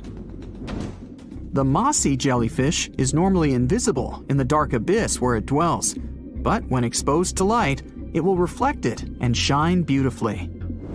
The black swallower might be small, but make no mistake, it could easily gulp down your favorite puppy. It can open its mouth extremely wide, allowing it to swallow prey twice its size. The African tigerfish will eat whatever it finds, and given its own size and that of its monstrous teeth, you can imagine it finds a lot of food. It mostly feeds on other fish, but when nutrition is scarce, it can jump out of the water and catch both insects and small birds right in the middle of the flight. It's not so big as to eat a human, of course, but the name should warn you that it can easily take a bite out of your arm or leg. Your brain controls your arms and legs, but with an octopus, each arm is actually kind of independent with its own special brain, held together by a bigger central brain, kind of like the conductor of an orchestra. The central brain sends higher-level signals to each arm, saying things like, "Move to the left, there's a crab behind the corner," or "Touch this silly human's foot, let's mess with him a little bit." No matter how smart their arms and legs might be, an octopus still needs to look after them all the time. The deeper you go, the creepier they get. You're about to travel to the darkest ocean depths and check whether this claim is true. Are the creatures living there as scary as people think? You go 120 feet down underwater. Pay close attention to the bottom under your flippers. Oh my, what's that terrifying face half hidden in the sand? That's the northern stargazer. You can meet this fish in the eastern United States. It buries itself in the sand until unsuspecting prey gets near. Then, the nightmarish creature electrically shocks the poor animal and dines on it. You are moving deeper to 240 feet under the surface. That's where you spot a colorful, puffy creature, no more than 1 foot long. It's the sarcastic fringehead. At first, the fish seems to be harmless. Only unless it's provoked. When this animal is agitated, it opens its huge mouth to fend off predators. This defense tactic is a sight to behold, both surprising and frightening. Luckily, the fish is no threat to people whatsoever. The creature you see next can comfortably live in shallow waters, but you meet it at a depth of 900 feet. You don't even need to wonder why the animal's called the Game of Thrones brittle star. Unlike starfish that slowly crawl across the seabed, this creature moves fast. It wriggles its long, flexible arms to get from point A to point B. Its body is protected by a hard calcium carbonate shell. Also called snake stars, these creatures are tiny and easily fit in nooks, cracks, and small crevices in rocks. At a much greater depth of 2,000 feet, you come across the giant squid. For a long time, it was thought to be a creature from legends rather than a real animal. The giant squid was first caught on camera in 2001, and it's exactly as big as its name implies. The creature's eyeballs are the size of soccer balls, and the squid itself can weigh up to 600 pounds. Almost 3,000 feet below the surface, you get spooked by another creepy-looking animal. It's somewhat red and rather small, no longer than 1 foot long. As you approach the creature, it looks rather docile, or maybe just indifferent. The vampire squid, that's the animal's name, looks like an umbrella with tentacles. It doesn't even produce ink, so you leave it alone. Soon after that, at a depth of 3,200 feet, you meet the cookie cutter shark. This creature is a parasite. It attaches itself to big fishes, dolphins, whales, and sometimes even people. Then, using its neatly arranged serrated teeth, it gouges out cookie-sized pieces of meat. This nasty glowing animal doesn't grow larger than 20 inches and lives in the ocean twilight zone. At a depth of 3,300 feet, the light becomes a rare and valuable thing. The animals living that far away from the surface have to evolve unusual features to survive. That's how the barrel-eye fish ended up with a transparent head and 2 super-sensitive barrel-shaped eyes. Right now, pretty much like always, they're pointed upward, allowing the fish to see potential prey and you. Almost 4,000 feet below the surface, you see something droopy and saggy. The blobfish doesn't have a skeleton or any muscle. Its jelly-like flesh lets the creature survive incredible water pressure. Despite its appearance, the blobfish is an ambush predator. It usually lies very still on the bottom, waiting for unsuspecting prey to swim by. You go a bit deeper and spot a creature that looks particularly ghastly. The goblin shark senses prey with its snout. The creature's terrifying jaws are attached to elastic ligaments. When some animal comes too close, the shark catapults its mouth forward to catch it. If your mouth could do the same, you would be able to eat things dangling 7 inches away from your face. Even deeper than that, at 5,000 feet, you notice another member of the shark family. The frilled shark looks like an overgrown eel, but its gills are lined with red fringe at the edges, hence the name. The creature's horrifying mouth has 25 rows of razor-sharp backward-facing teeth, 300 in total. The shark prefers to hover in the water, waiting for its prey to come closer. Then, it charges at it like a snake. Suddenly, you see something glow brightly like an electric bulb. But after coming closer, you recoil in horror. The creature looks like an upgraded eel equipped with oversized teeth. That's the deep-sea dragonfish that can live at a depth of 6,000 feet. Chemical processes going on inside the fish's body produce an eerie red glow. This glow is used to communicate with other fish. At the same depth, you meet another deep-sea inhabitant. Its most prominent feature is its huge mouth. Thanks to it, the gulper eel can swallow its prey whole. Its stomach can expand to a terrifying size when it needs to fit something large. At a depth of 6,600 feet, you come across an angry-looking creature with a fishing rod over its head. It's the deep-sea anglerfish. The animal has an unusual dorsal spine, even though it's worn only by females. It protrudes above their mouth and has a lure on its tip, some luminous flesh that baits prey. The anglerfish has such a big mouth and its body is so pliable that it can swallow animals twice its own size. You're 7,000 feet down when you see another fish that's glowing in the dark. The black dragonfish is a sly creature. It has its light-producing organs arranged along its belly. The spooky creature also has gleaming flashlights next to its eyes. They help the animal find prey and attract potential mates. At the same depth, you also spot an enormous pillbug. But unlike the critter you can find in your garden, this one is at least 20 inches long. That's the giant isopod, and it is, indeed, related to the roly-poly, as well as crabs and shrimps. These creatures may look somewhat scary, but they're harmless. They feast on other deep-sea animals only after those have passed away. At a depth of 13,000 feet, you notice the ocean floor has become a bit fluffy. That's because it's covered with zombie worms. These creatures rarely grow to be more than 2 inches long, and still, they can break down fairly large animals, so strong the acid they produce is. The worms' feathery appearance makes them look like plants, but the truth is, these creatures munch on rock-hard bones of the world's largest animals, such as whales. The grid-eye fish almost scares you out of your mind soon after that. This creature has a pair of large greenish oval plates on the top of its head and no eyes whatsoever.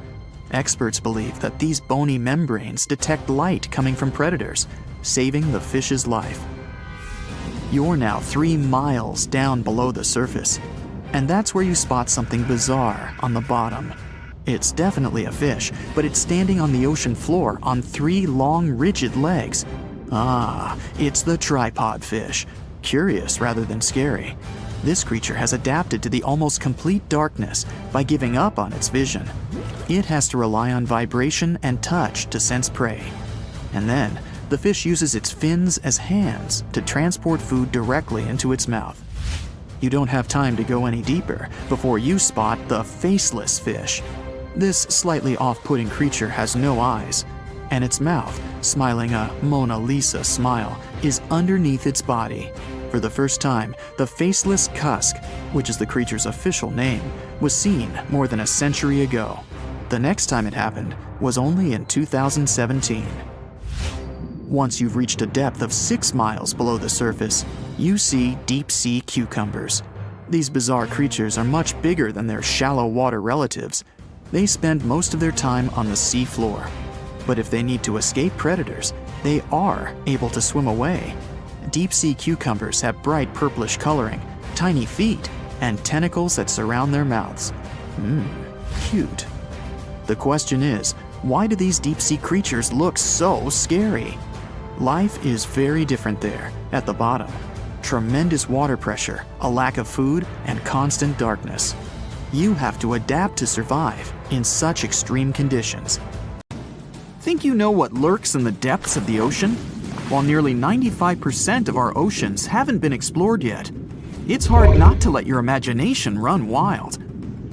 But thanks to brave explorers, deep-sea cameras, and awesome archaeologists, we do know about some pretty incredible sea creatures living in our waters today, and millions of years ago. From the 9-foot spider crab to the 60-foot prehistoric megalodon, these sea dwellers come in all shapes and sizes. But let's focus on sea creatures famous for their huge size. Can you guess which living species of whale is the largest? Well, it's not the orca, but that's a good guess. The orca is a toothed whale that can grow to anywhere from 23 feet to 32 feet, which is slightly smaller than a school bus.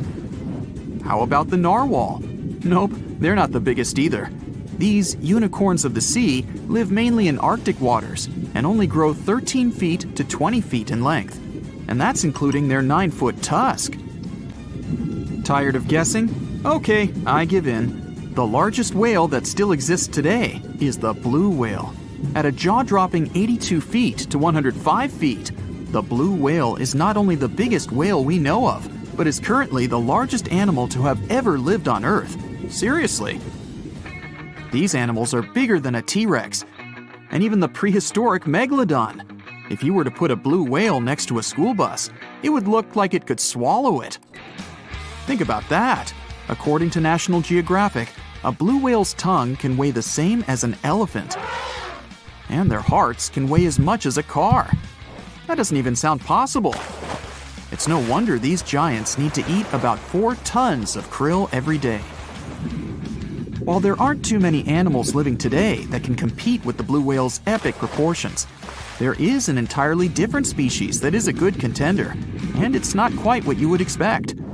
It's a jellyfish. No, I'm not talking about the little jellyfish that wash up on the shore and ruin a perfectly good day at the beach. I'm referring to the lion's mane jellyfish, the biggest jellyfish around. This invertebrate can grow up to 120 feet long. They also come in different gorgeous colors like red, purple, or even shades of orange. As if their length wasn't impressive, the lion's mane jellyfish boast a whopping 8 sets of 70 to 150 tentacles. That means they can have up to 1,200 in total. And here's the giant oceanic manta ray, the largest type of ray in the world. Their wingspan can be longer than a bus. These guys can reach 30 feet in length. They also have the biggest brain compared to body size among all fish. Unlike their stingray cousins, mantas don't have venomous tails. And while the lion's mane jellyfish and the blue whale are yet to be beaten for the longest sea creature, there is one marine creature that can grow even larger in length.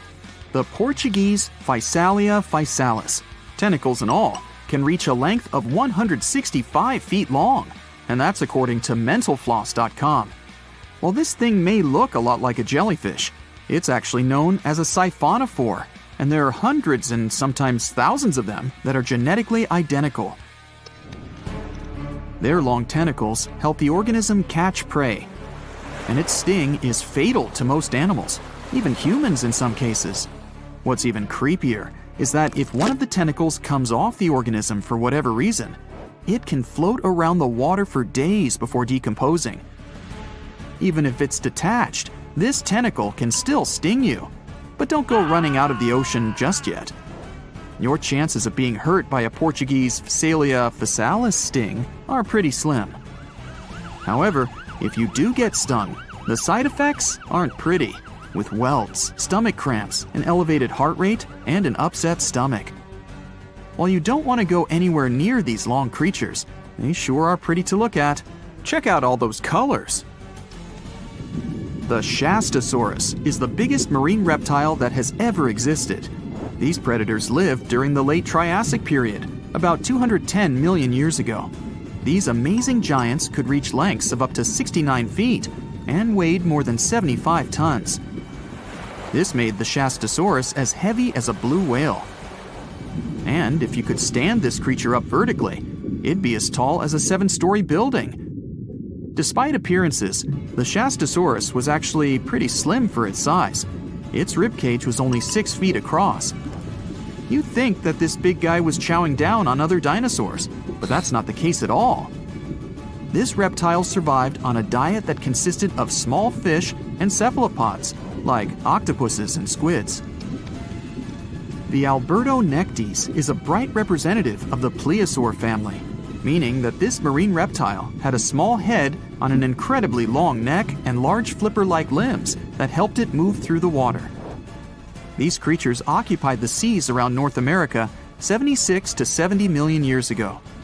The length of this sea monster could reach 38 feet, with its neck taking up 23 feet of that length.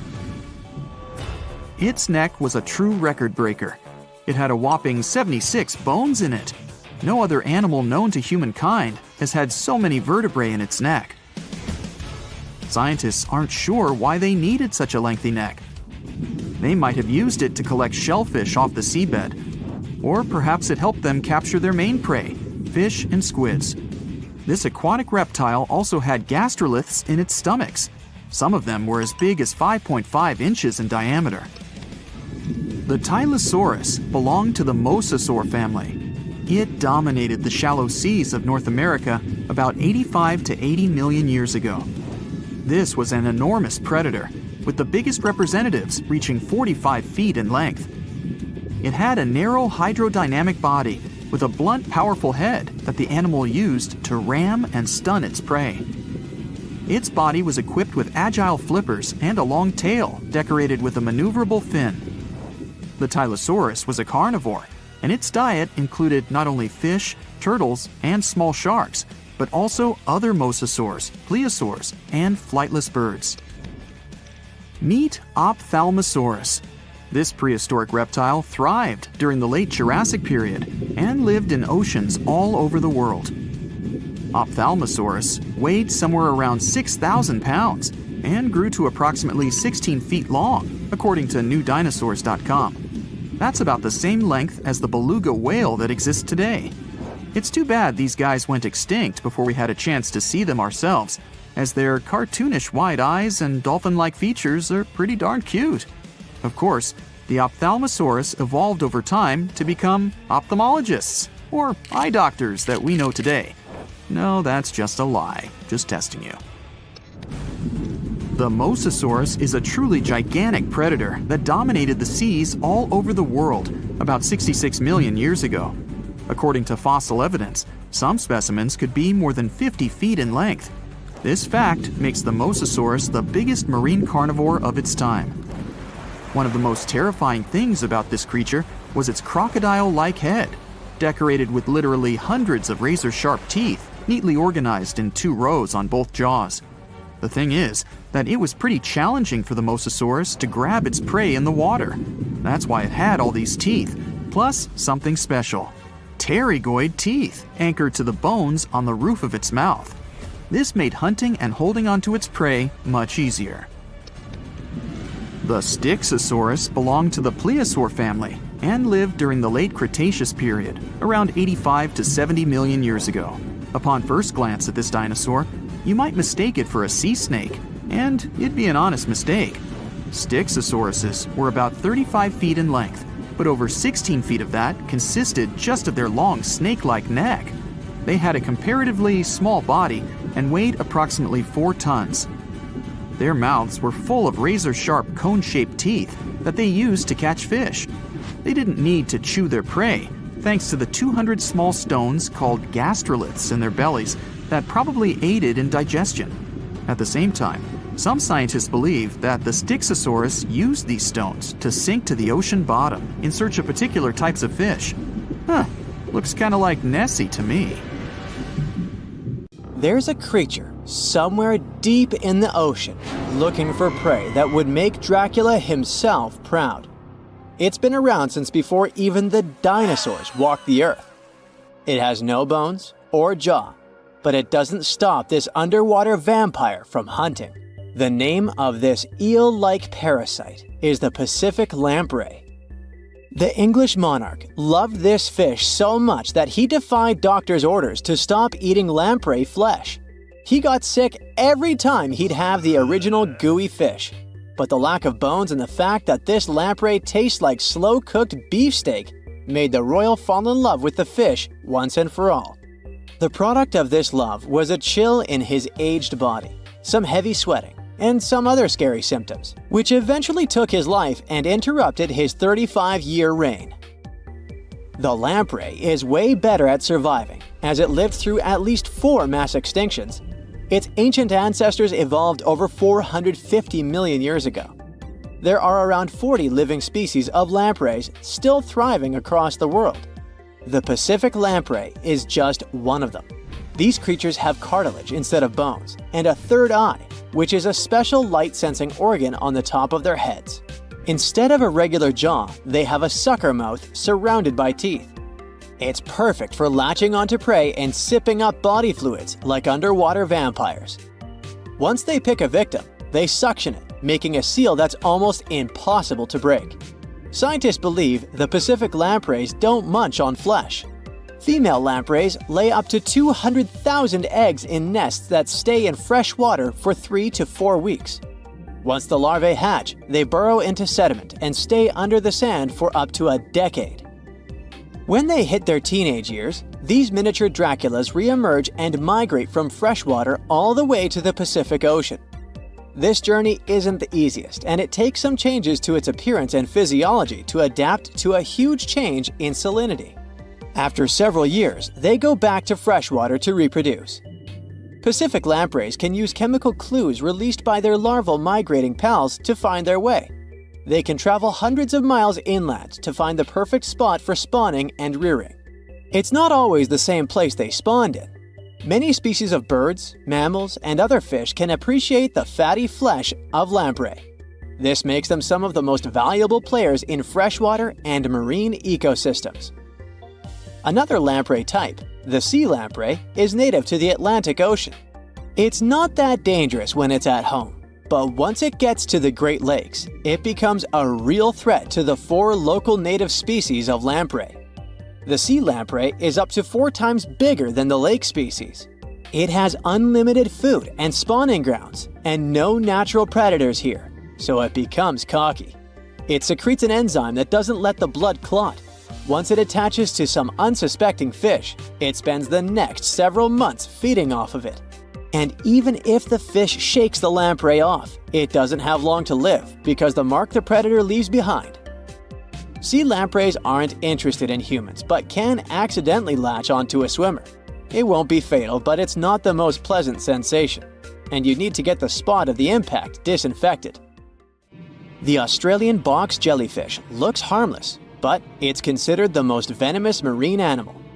Unlike other kinds of jellyfish that float with the current rather than swim, this creature can reach an impressive speed and choose its own direction. It has tentacles covered with tiny darts loaded with poison. People and animals that get unlucky enough to meet with those tentacles face some scary and sometimes even fatal consequences in a matter of minutes. Before you decide to never revisit the ocean, you should know that only a few out of around 50 existing species of box jellyfish have venom that is lethal to humans. There are some not-so-dangerous species living in warm coastal waters worldwide.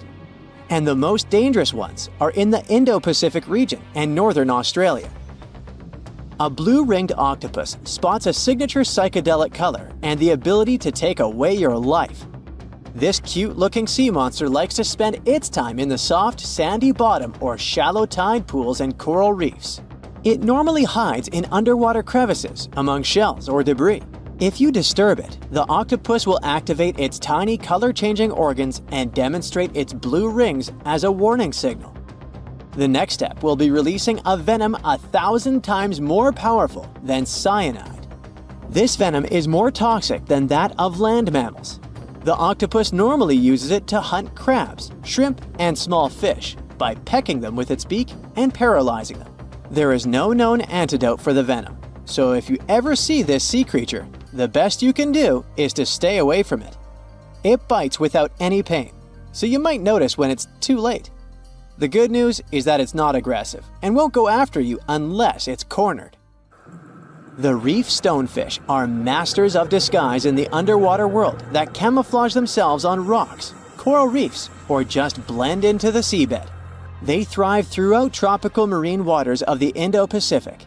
Their invisibility superpower makes them especially dangerous to their prospective victims they ambush and swallow whole. If someone happens to disturb them, their 13 defensive dorsal spines stand on end and deliver a powerful venom punch. They say stonefish stings are extra painful and lead to scary consequences within minutes. They're called the most venomous fish in the world. If you don't do anything about it, the impact can be lethal. If you ever go diving in the Pacific Ocean, be careful not to pick up a cone snail from the seafloor. It has a beautiful shell made of brown, black, or white patterns. Like most other snails, it's slow, but it has a complicated system of seeking out prey. It likes to snack on fish, marine worms, or even other snails. Once a cone snail senses food is near, it activates a sharp proboscis, or a needle-like protrusion from its mouth. The attack is swift and super potent. The victim doesn't even have time to realize what happened to them. Once it's completely incapable of moving, the cone snail swallows it whole. Humans aren't on its menu, but it can still release the venom if someone steps on it or disturbs it. The proboscis can even penetrate gloves. Luckily, only several out of over 700 species of cone snails can take a human's life. But since there's no antivenom, you better not risk it. All 52 known species of sea snakes living mostly in the warm tropical waters of the Indian and Pacific Oceans are venomous. The beaked sea snake even has the title of one of the world's most venomous serpents, but it's one of the few kinds that can pose a real threat to humans. Sea snakes prefer a peaceful coexistence and would rather slither away than engage in any confrontations. If you ever see them in the water, staying calm and moving slowly will save your life. Sea snake bites, although almost painless at the moment, can have varying degrees of impact. Some may only cause mild symptoms, while others can lead to severe outcomes. Most bite reports come from accidental encounters, like someone freeing them from nets or unsuspecting beachgoers stepping on them. Blue dragons rarely grow larger than the size of a grape. They like to swim belly up, so their brightest blues blend in with the ocean waters. And the silver front faces down and camouflages with the darker seabed. Blue dragons feed on another dangerous sea creature and store up their stinging cells. Their venom lives on even after the fish itself is no longer alive. That's why you should be extra careful and never pick up or step on them on the beach. Whale watching is a popular bucket list item, but getting too close to these gorgeous sea creatures isn't the best idea, especially if you don't want to kick the bucket too early. Whales are generally curious and friendly giants, but they can be unpredictable when you cross their personal borders. First of all, they are huge, and one wrong move on their side could flip over your boat or seriously hurt you. Second, they are wild animals, and like any other wild animals, they can carry certain infections they could transfer to you if you get into direct contact. Plus, they have strong parental instincts, so if you approach their young by accident, they might think you want to take them away and will act accordingly. It is only safe to observe whales from the sea when you're accompanied by an experienced expert, both for your own good and for the good of the whale. Now, sometimes whales and dolphins strand themselves on the shore for reasons scientists still can't explain. Quite recently, over 200 whales have been found on a remote beach in Tasmania, Australia. A rescue team rushed to the location to save the whales, half of which were still alive. The rescue operation was really complex due to the remote location. The locals were trying to help the whales, covering them with blankets and pouring buckets of water on them to keep them alive. This mutual effort of regular people and professional rescuers helped save around 100 whales. As to why this happened, one theory says the stranded whales might have had a leader who had some problems with orientation and took the whole pod to the wrong place. The Australian box jellyfish looks just like any other jellyfish you've probably met in the sea. But don't let these creatures deceive you. They're considered the most venomous marine animals. Box jellyfish got its name because it does look a lot like a box. Unlike other kinds of jellyfish that float with the current rather than swim, this creature can reach a decent speed and choose its own direction. And here comes the scariest part. It has tentacles covered with tiny darts loaded with poison. People and animals that get unlucky enough to have a rendezvous with those tentacles face some pretty scary and sometimes even fatal consequences in just a matter of minutes. Before you decide to cancel your vacation by the ocean, you should know that only a few out of the 50 species of box jellyfish have venom that is lethal to humans. Ooh. There are some not-so-dangerous species living in warm coastal waters worldwide, and the lethal ones reside in the Indo-Pacific region and northern Australia. Good day, mate.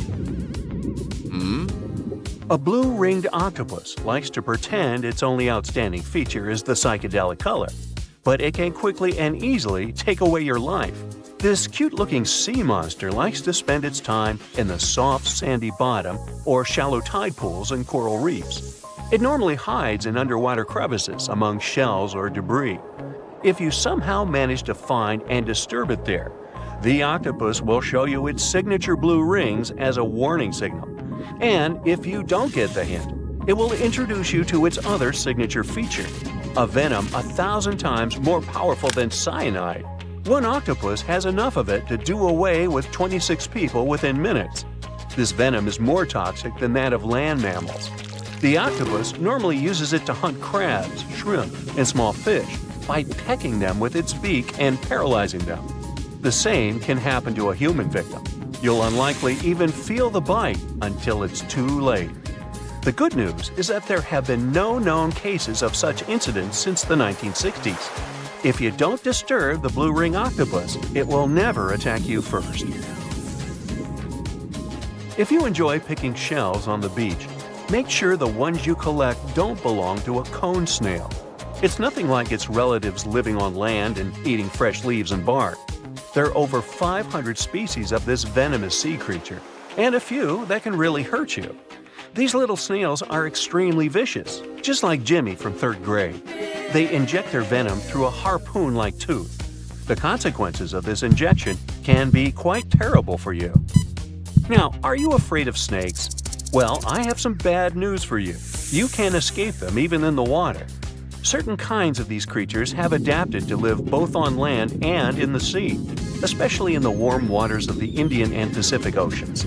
All the species we know so far are venomous, and sometimes an encounter with them can be super dangerous. The good news is that they only bite if you disturb them.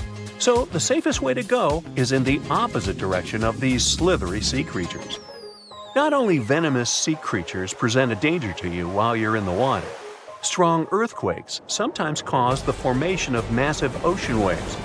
If they head ashore, they hardly leave anything intact in their way. You know this dangerous sea phenomenon as a tsunami. There is also another type of this natural disaster called a meteotsunami. They're caused by rapid storm systems and pressure changes above the open water. A powerful storm can generate a whole wall of water. Sometimes this wall grows several feet high while it moves through a shallow continental shelf, inlets, or bays. If it gets strong enough, it can damage houses close to the water. It's really tricky to forecast or detect a meteotsunami because it's nearly impossible to tell from a seismic one. It happens much more often than regular tsunamis, especially in the Great Lakes area. Now, the ocean can be dangerous to you, even if you're staying in what seems like safety on the shore. One such unpleasant surprise could be a sneaker wave moving your way. As you can guess from its name, waves like this sneak out on unsuspecting beachgoers. They look average, but turn out to be way bigger and more dangerous than you could imagine. Sneaker waves always appear without warning after smaller waves carry huge amounts of water, sand, and gravel. They're so powerful, they can carry swimmers further away into the ocean. They can swipe you off your feet and into the water when you're casually strolling on a jetty or the beach or on an outcropping nearby. Oregon State University researchers found that sneaker waves form in offshore storms that carry wind energy to the ocean surface. With all that energy, several waves unite and overlap into one beast that stands higher and goes further ashore than a regular wave. Another thing that makes them more dangerous is that they're hard to predict. The logic of regular wave formation doesn't work with them. Square waves, looking like a giant chessboard over the ocean, are the reason many people visit the Isle of Ré off the western coast of France. If you visit it, you'll notice plenty of signs warning you to stay away from the water once you notice the unusual pattern. The safest way to observe it is from high up places like nearby lighthouses. If you decide to stay in the water, the strong currents coming from two directions can literally sweep you off your feet. Generally, waves can travel many miles over the surface of the water, depending on local winds and weather. And even on days when the weather seems somewhat calm, storms located elsewhere can send in crashing waves that affect the surrounding calm waters. When waves travel onto the shores of distant lands, they're called swells. This is different from a wave that occurs from the local wind. When two different swells coming from opposite directions meet, it's known as a cross sea. This is what generates these square waves that you see near the Isle of Ré. The cross-sea phenomenon can appear in different locations around the world. The Isle of Ré is one of them, thanks to specific wind and weather patterns that create the perfect storm, which makes this cross-sea so beautiful and well recognizable. Well, wasn't that swell? Swell? Never mind. How heavy is the largest living snake? How can a snake eat a whale? Get ready, I'm about to answer these questions. Before the last ice age, giant mammals like mammoths ruled the world. The modern animal kingdom we're familiar with was shaped around 55 million years ago. I mean, there were still 1,000-pound bear dogs living from Asia to America. But modern whales, for instance, began to appear later. I'm saying modern whales because, surprise, surprise, whales weren't always fully aquatic. The ancestors of the ocean's biggest animals once walked on dry land. They had 4 legs and lived on the coast. Now, I want to introduce you to a snake that used to eat these whales, the Paleophis, a genus of a marine snake. Scientists say it's hard to understand how big the Paleophis was due to its fragmentary fossil record. They assumed that it could have reached up to 40 feet long. Its fossils were found in different parts of the world, from England to Morocco and Virginia, USA. The Paleophis is extinct now, and sea snakes today are only about a quarter of the size this majestic creature used to be. So no need to worry about this underwater monster. But there once was an even bigger snake, the Titan boa. It was around 50 feet long and most likely weighed over a ton. It used to live in what is now known as northeastern Colombia, around 60 to 58 million years ago. Scientists say that it mostly fed on fish. Another giant animal that lived in the past was the black Gigantopithecus. These primates aren't related to gorillas. They lived in the area of modern China. Some people believe that they're still alive, but so far, no one has laid eyes on them. Some people even go further and say that the stories of Bigfoot or Yeti are based on these animals. This rodent became extinct about 2 million years ago. Its main habitat was South America, more specifically, Uruguay.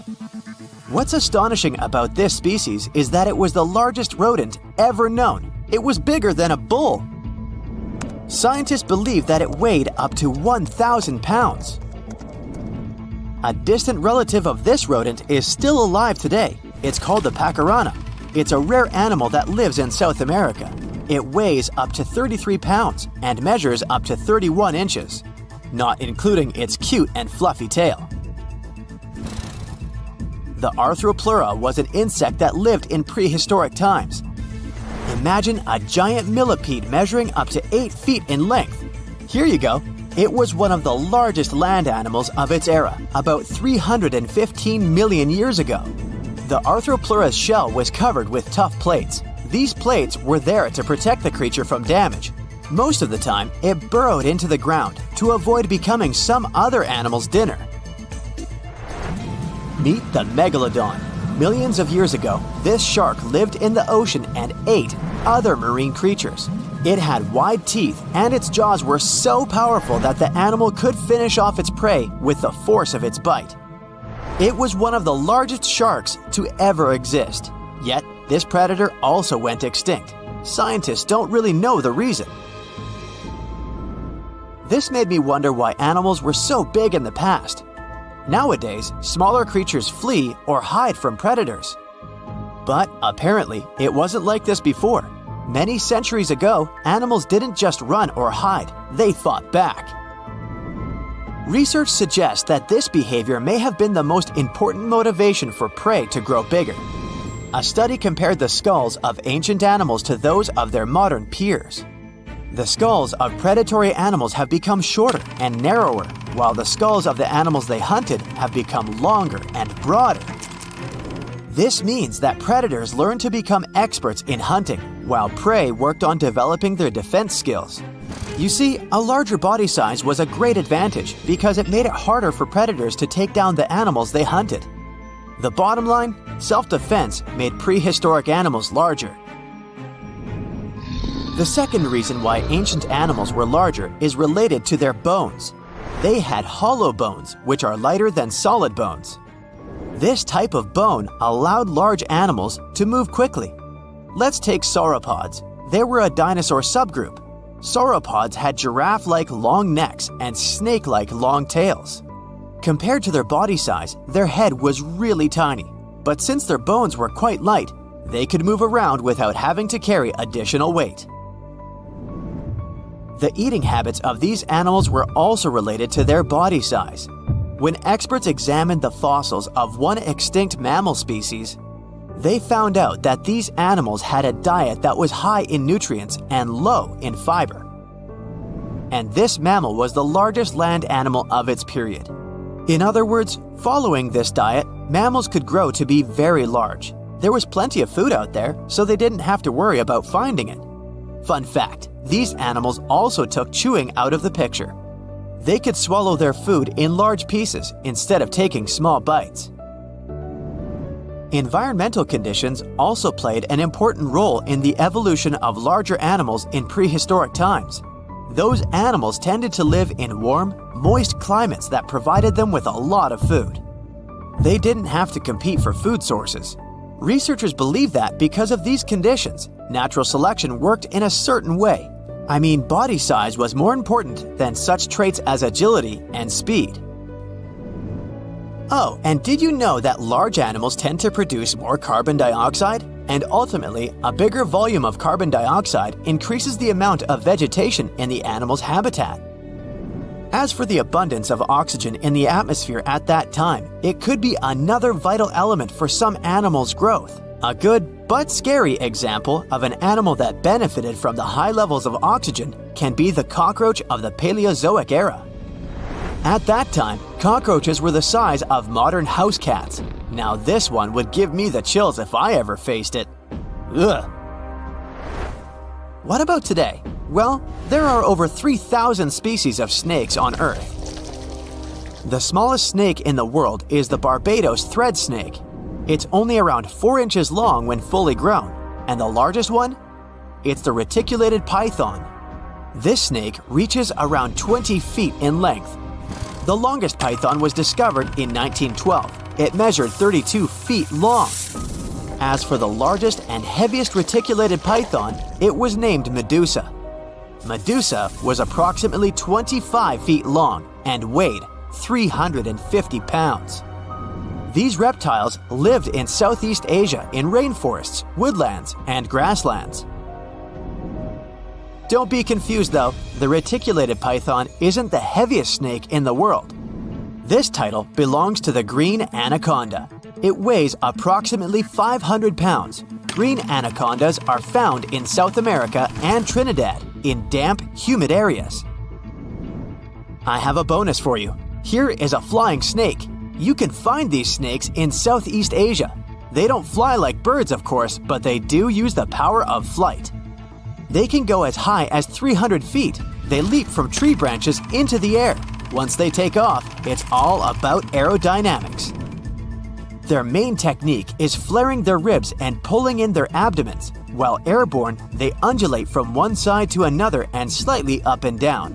This motion helps snakes to turn and glide. Why bother with all this if they can just crawl in an old-school way? Scientists aren't sure, but they believe it might be related to escaping from predators. This way, they move from one tree to another without having to get down to the ground. Every now and then, people discover fossils of animals that lived millions of years ago. These ancient discoveries continue to capture our imagination. Which of these animals would you like to see alive? Octopuses have 3 hearts. 2 of them pump blood to the gills, while the bigger heart circulates blood to the rest of their body. They also have 9 brains. There's the large central one, but also each of their 8 arms has a mini brain of its own, which is why they can act independently. Since each arm has its own brain, the central brain only needs to send a higher level signal to the arm. Things like, move to that nearby crevice, there might be a crab hiding inside. In the case of humans, the brain would guide and take control of each movement of our legs and arms. And with an octopus, arms act almost independently on their way to the crevice. It also tastes and feels with the suction cups on it. Since their arms are so independent, an octopus doesn't actually know where they are unless it sees them. The human body has an ability called proprioception. Thanks to it, we know where our arm is, even if we hold it, let's say, behind our back. 1816 is known as the year when summer didn't come. In April 1815, there was a massive explosion on Mount Tambora in Indonesia. It sent enormous clouds of volcanic ash up into the atmosphere. The majority of the northern hemisphere got covered with a shroud of dust and dirt and kind of refused to settle. In June of the following year, the cold winter didn't just come to an end. Frost damaged crops and snow and rain persisted during the whole summer. In Iceland, you'll find some of the most breathtaking sceneries on our planet. Jagged mountains, fjords, hot geysers, ice fields carved into the landscape. Stunning yet intriguingly black sand beaches, such as Reynisfjara Beach. Most of the sand on beaches is generally formed from rocks that have broken down because of weather changes and erosion through thousands or even millions of years. And on Reynisfjara, the sand is a striking black color, and that's because of volcanic activity. Lava came out of an erupting volcano, got to the surface, cooled, and then hardened in the Atlantic Ocean, creating such a fascinating black hue. This beach is so magically stunning, but it's also very dangerous because of its sneakier waves. That's when a few smaller waves join together into a single, really big one. This phenomenon can happen when ocean currents force waves together, or in the case of Reynisfjara, when such waves come from an offshore underground cliff and get an even stronger pulling effect. Considering the ocean's low temperatures too, it's definitely better to just take pictures from a safe spot. Some trees talk to each other. Not the way we do, of course, but, for example, acacia trees that grow over the African savanna can warn each other if there's something dangerous coming. When some animals, such as antelopes, gobble up its leaves, the tree immediately starts producing more tannin, which is toxic to animals. They also emit a special type of gas that travels through the air and warns other trees they should protect themselves too. You're stargazing, such a chill night, and then a flash of bright light streaks through the night sky. A shooting star, so cool. But what we see is not actually a star, although we call it that way. They're meteors, which are basically small chunks of dust and rock moving through space. As they're passing through our atmosphere, they cause something called friction when one thing rubs against another, and that's why they glow. Also, the friction causes heat. Dust and rocks get extremely hot as they fly through the atmosphere, and the heat makes them glow until the moment they burn out and turn into what we call the shooting star. Sunsets in deserts are extremely beautiful because of the spectacular colors they produce a bit more than elsewhere. Sunlight consists of various shades of the color spectrum. When the sun is high in the sky, these colors mix together and our eyes see them as white. But as the sun gets lower, its rays have to go through a thicker layer of atmosphere before they get to us. The atmosphere then scatters shorter wavelengths of light, like blue and purple, before we can even see them. That's why the longer orange and red wavelengths stand out. In urban environments, air pollution can make sunset colors duller than everywhere. The clean air in deserts allow the vivid colors coming from the sun to shine through at twilight. Also, the moisture, water vapor, and rain-engorged clouds can mute the sunset's hues. Since there's no rain, clouds are thin and wispy, so they filter and reflect sunlight instead of blocking it.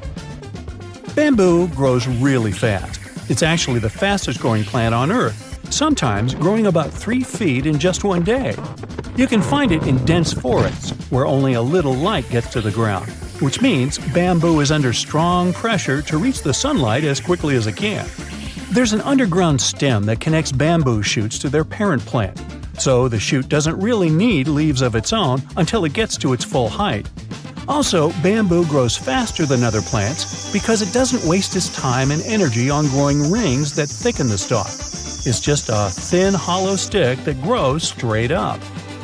You'll notice some of the big trees have shallow root systems, sometimes even 10 inches deep in the ground. The roots generally need access to oxygen and water, and they can mostly find it in special underground pockets called soil pores. When a tree has ideal moisture and soil conditions, it can send roots deeper down under the surface and get what it needs. But most of the time, conditions are not perfect, considering bedrock, stones, and compact soil that physically prevents the roots from going down. Such obstacles also prevent the roots from getting the needed oxygen. So, when life gets tough, the tree will take an easier option.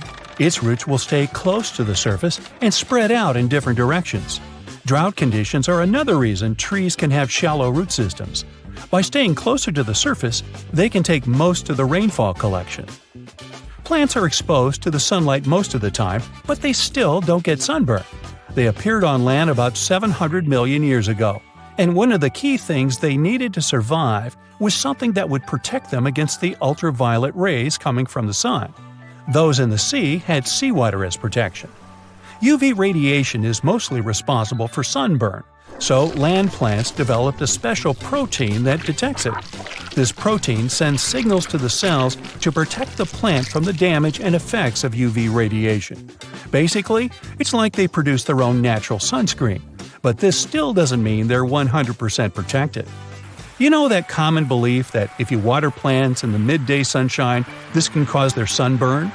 Some think droplets of water act as tiny lenses and then focus the sunlight onto the leaf surface. But they're not strong enough to actually focus sunlight from a water droplet onto the surface of a leaf. It's just that their natural sunscreen doesn't mean total protection. Too much exposure to UV radiation damages cells in the leaves and bark of the majority of plants. Earth's core is as hot as the surface of the sun.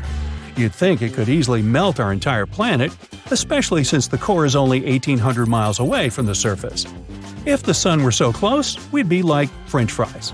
But we're alive because the center of the sun is surrounded by a mantle of rock that's mostly solid. The crust we walk on actually floats on that mantle and protects us. If the sun was close, we'd only have empty space to protect us, and you and I wouldn't be talking. Also, to melt the entire planet, you'd need way more energy than the heat in its core. So there. Wanna high-five a sea creature? Well, put your hand up for the Tasmanian red handfish. This fish doesn't swim like a fish. It walks. It uses its flipper-like hands to stroll around on the ocean floor. These bottom walkers are disturbed by swimmers and boats a lot. Some people even want to take them home as pets. I think it's better to just give them a wave and swim on by. The vampire squid. Its species name is Vampiroteuthis infernalis, which translates to vampire squid from hell. Oh yes, this vampire squid means to terrify everyone with its name, its dark red color, its spikes at the bottom, and the scary fact that it can basically turn itself inside out. The vampire squid loves putting on a good show, but it's as harmless as a kitten is to humans. It's as if Dracula scared the pants off you, but he didn't have blood-sucking fangs. The vampire squid feeds on food particles from plants and animal matter floating near the ocean's surface. Since they're not predators, they need good defensive strategies, and their vampiric look is designed to ward off large creatures who want to eat them. Turning themselves inside out is a defensive mechanism since the spiky areas in the inner skin are more intimidating. They also shoot out a substance that does not have color, but is packed with bioluminescent particles to distract predators.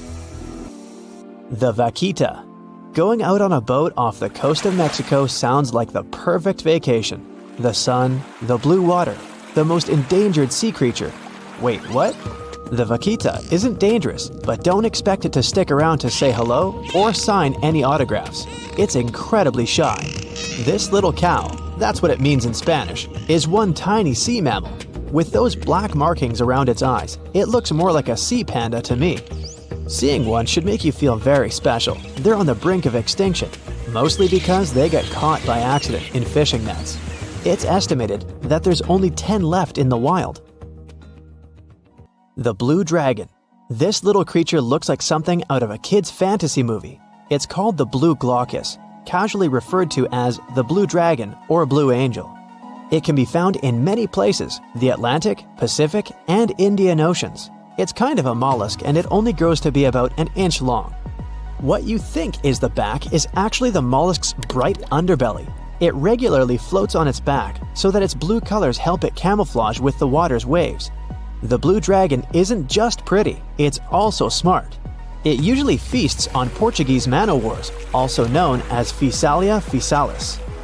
The blue dragon stores their stinging cells for later use, in essence, stealing their defensive mechanisms. When the blue dragon is threatened, it releases those stinging cells it stored, directing them at an enemy to sting them with more power than the Portuguese man-o'-war would have been capable of. As they can store a huge amount of stinging cells, they can be a threat to humans. So, if you find one, don't pick it up. It's best to admire it from a distance. The barrel-eye fish. If you ever wanted to have Superman's X-ray vision, looking at the barrel-eye fish will make you feel like you gained that superpower at some point in your life without even realizing it. The barrel eye has a transparent head, so you can see how their eyes and brain look inside. This magnificent creature lives in the deep sea. This is the lowest level of the ocean, where strange creatures roam in near-freezing temperatures and constant darkness. They're exposed to water's pressure that's almost 1,000 times that of the surface. If the idea of the deep sea sends a shiver down your spine, stay tuned to learn about another of its creatures later on. The barrel-eye fish can be found in the Atlantic, Pacific, and Indian Oceans. You might be wondering, why oh why would a fish have a see-through head? And that would be a fair question. Since the species was discovered in 1939, it was believed that the fish's eyes were set to see straight ahead and couldn't move. So it was assumed that they had tunnel vision. Scientists Bruce Robinson and Kim Reisenbichler from the Monterey Bay Aquarium Research Institute recently discovered that the fish can move its eyes vertically to see through the top of its translucent head, thus noticing if there are predators or prey nearby. The transparent head also allows more light to enter so they can detect prey better. It's believed that the barrel-eye fish eats jellyfish and small fish species. If you dive in the ocean at night, you might be lucky enough to see how orange ball corallimorph blooms in the dark. But make sure to be quick because as soon as you turn on your flashlight to take a good look, it will retract its tubes back into itself. The megalodon. The whale shark isn't the biggest shark known to humans. If the entire shark species were a kingdom, the prehistoric megalodon would be the ruler of the sea. Megalodon roamed the ocean a long time ago. About 15.9 to 2.6 million years back between the early Miocene and late Pliocene eras. While they've long been extinct, people are still amazed to learn about these gigantic sea beasts. Megalodon could reach anywhere between 45 feet to 60 feet in length with jaws more than 6 feet wide. A fossil of a tooth that once belonged to a megalodon measured at 7 inches. Needless to say, I'm pretty stoked that these guys have long been extinct. But there's still some adventurers out there hoping to meet this monster one day. The Dumbo octopus. This adorable creature, or creepy creature, or however you want to see it, is officially called Grimpoteuthis. More casually, it's referred to as the Dumbo octopus, named after the Disney character. Though Dumbo, the elephant, not the octopus, was teased for his big ears, it's highly unlikely that this adorable octopus gets teased by its water neighbors. They are the deepest living octopuses, living in the deep sea, and you know how scary that place is. They're only about 8 inches tall and spend their days hovering just above the seafloor eating snails, worms, and other food they find in the current or near ocean vents. There are nearly 17 species of Dumbo octopus, and they all have differences in height, color, and body parts. If you can't get enough strange animals, you'll be glad to learn that the deep sea has barely been explored by humans. So, keep an eye out. There are bound to be more fascinating animals discovered in the deep in the future. The sea angel. These creatures might look and sound pretty cute, but their diet is far from sunshine and lollipops. Their favorite food are sea butterflies. They lay mucus traps for them and wait in ambush. The squat anemone shrimp. This shrimp is tiny, only 0.5 inches. It's also known as a dancer shrimp because of its peculiar behavior. When agitated, it raises its bottom above its head and does a little dance. Divers also say it readily jumps on their hands and cleans them. The coconut crab. This guy may look pretty creepy, especially when the sun goes down. Mature coconut crabs are around 3 feet in length. Their preferred foods are coconuts, but they can also hunt down lizards and even large birds. The slender snipe eel. Slender snipe eel is a slim and long creature that's still a mystery for marine scientists. It's 4 feet long and it has at least 750 bones in its spine, which is much more than any other animal in the world. The sea pen. Sea pen is 7 feet long and it has a lot of varieties, but most of them look indeed like a pen or a quill. The similarity is even more striking when the animal has a water-filled bulb that anchors it to the floor. The Persian carpet flatworm. This creature looks indeed like a carpet, despite being very small by comparison. It's only 4 inches long, able to become both male and female. It doesn't really mate with other flatworms. Rather, it fights them for the right to bear posterity. The flamingo-tongued sea snails. Tourists love these extraordinary snails for their pretty colors, thinking it's a shell, but in fact, the shell is quite dull and hidden underneath colorful soft tissues. They eat softer, toxic parts of corals and store their toxins to protect themselves. The sky suddenly turns orange. All you can see as you look up are millions of butterflies. You just got lucky to witness the spectacular natural show, the annual migration of monarch butterflies. Every fall, as the days get shorter and the temperatures go down in the northeastern US and Canada, these beautiful creatures leave their summer breeding grounds. They travel up to 3,000 miles to Mexico and never come back. Their perfect overwintering ground is high in the mountains. Millions of monarch butterflies are safe there in the canopy of OML fir trees. Once the winter is over, it's time for them to go back up north. They make a stopover around Texas to mate and lay eggs on milkweed plants. A few days later, these eggs turn into caterpillars that feed on the plant until they transform into grown-up butterflies.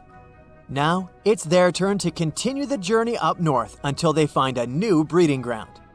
This way, generations keep changing en route, and it may take up to 5 of them to get to the final destination back in Canada. It's a natural mystery how the butterflies traveling south live up to 8 months traveling with the air currents. The same species going back completes its life cycle in 5 to 7 weeks. Scientists still don't know why the monarchs migrate and how they find their way. It could be connected with the blooming of milkweed plants, their primary food source. They probably find their way around based on the position of the sun.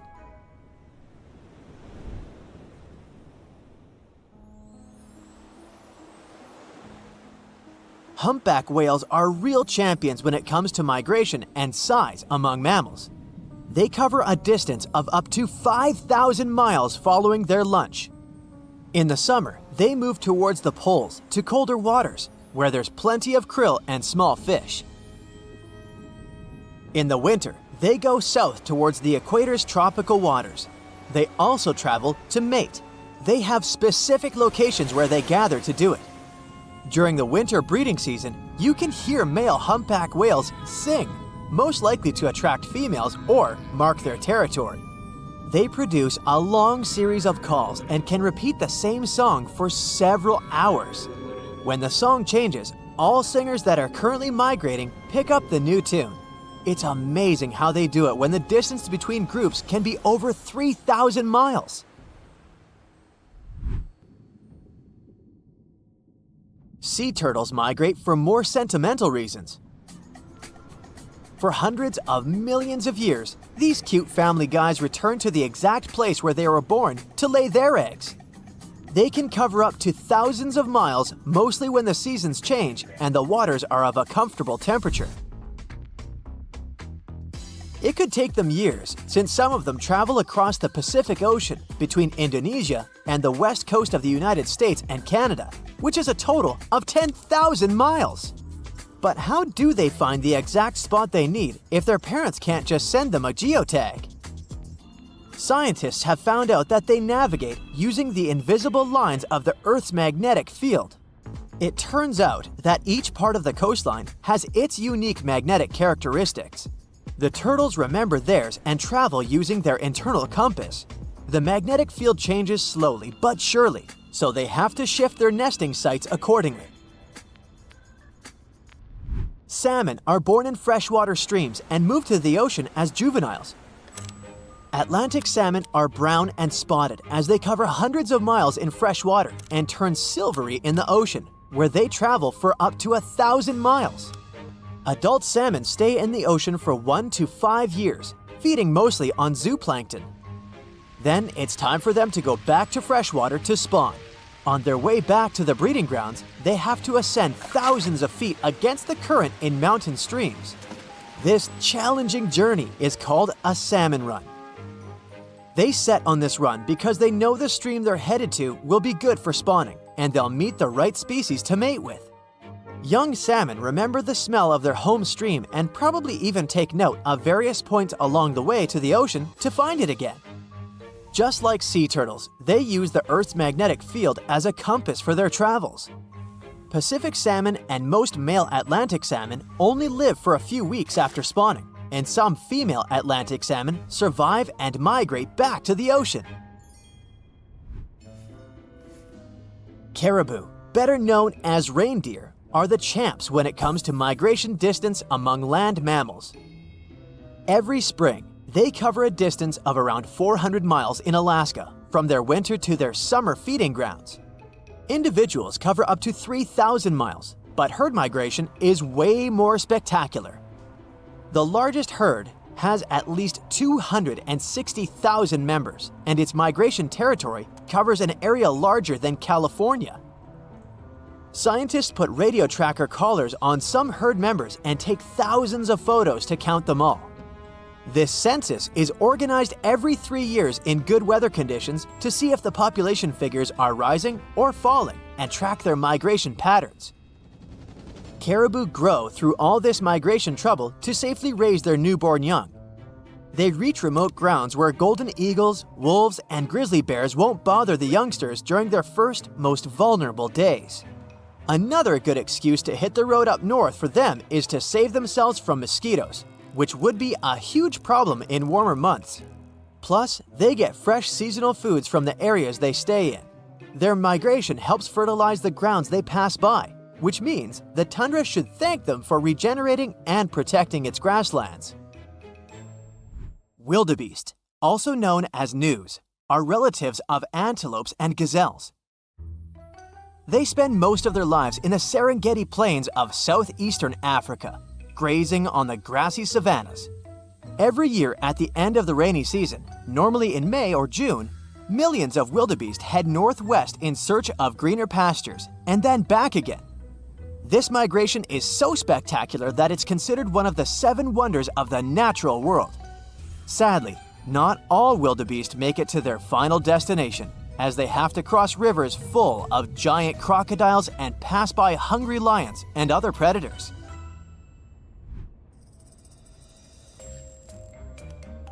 If you look at dragonflies' migration routes, you can call them real globetrotters. Scientists discovered one such route that spanned from India to the Maldives, Seychelles, Mozambique, Uganda, and back again for at least 8,700 miles. It's the longest insect migration we know of so far. It looks like they set on this epic journey when the temperature reaches a certain mark and the days start to grow longer. They seem to be following the rains as they start during the monsoon season in India and arrive for the rainy season in eastern and southern Africa. One fragile insect cannot complete the whole trip, so it turns into a sort of relay race that includes 4 generations of dragonflies. Each generation plays its role in the journey. Scientists can't put radio trackers on dragonflies as they do with other animals because the insects are too small. So, to put together the migration route puzzle, they analyzed 21 years of data from volunteer citizen scientists and also wing samples from museums. Each of the samples had a chemical code that could roughly tell where the insect was from. This data helped the scientists understand how far this or that insect traveled as an adult. Elephants are known to have traveled across Africa for centuries. They rely on their herd leader's memory when it comes to recalling the tricky migratory routes. This big elephant boss leads everyone else to sources of ripe food and water when the seasons change. They also migrate to avoid danger, which is mostly represented by humans. Elephants have developed their own communication methods to pass on information about prospective danger. They use chemical secretions, vibrations, gestures, and touch. Recently, many African countries have restored some of the oldest elephant migration routes. These big-eared guys usually avoid dangerous areas for generations, but once they know the route is safe, they start using it again.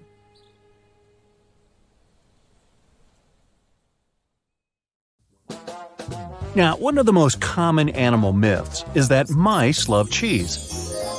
It popped out a long time ago, probably as early as when people started storing food.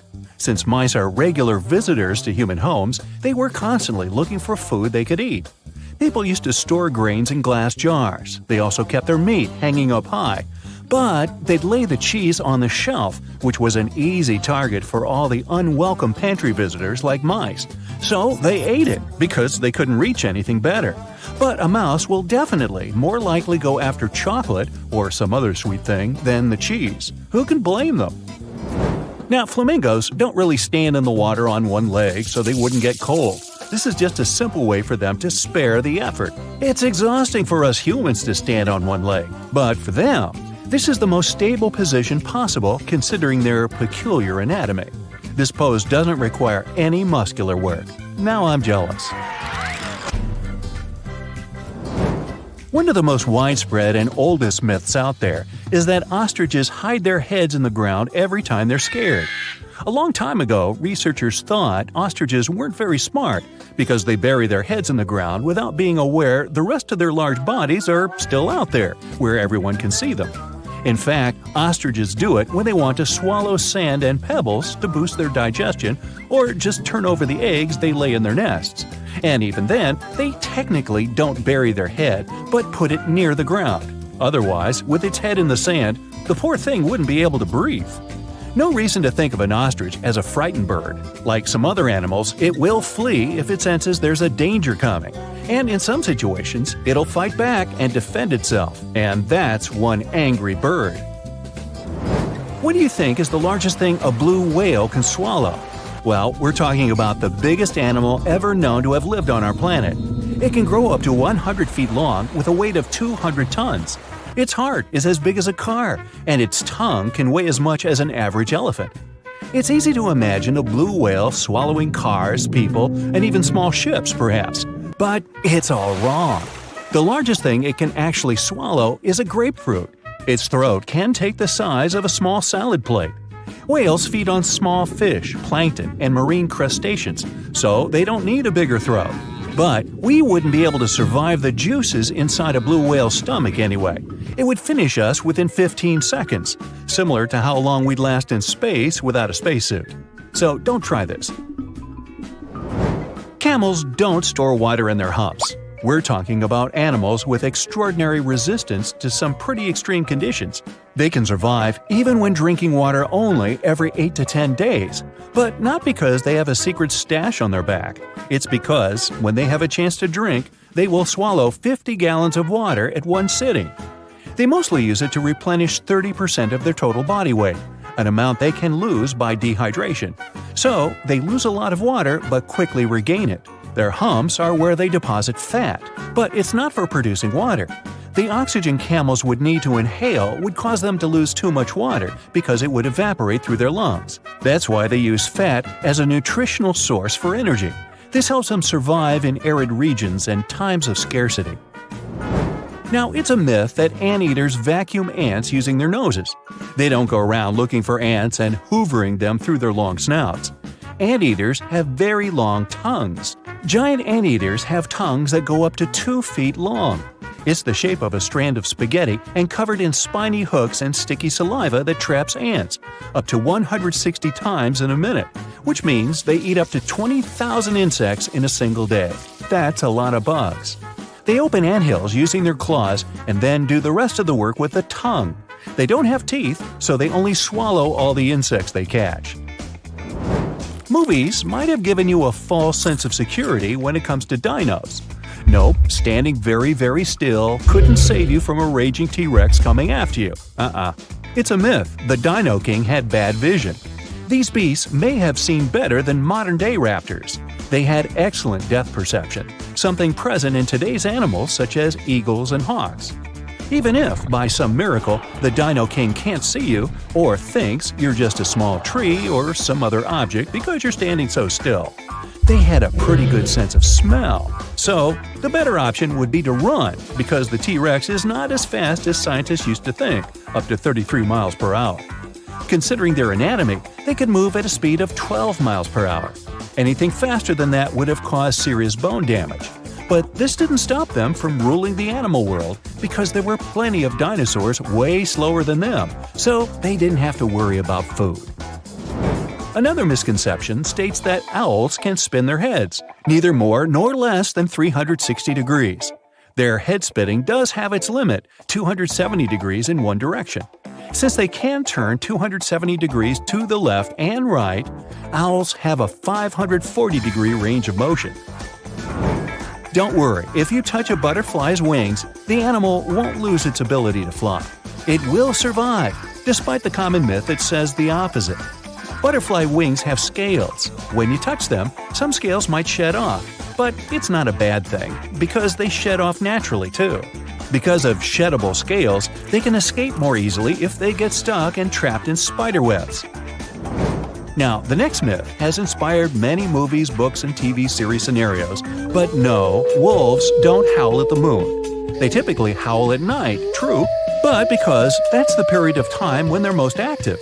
They'll also look up while howling since this helps the sound travel.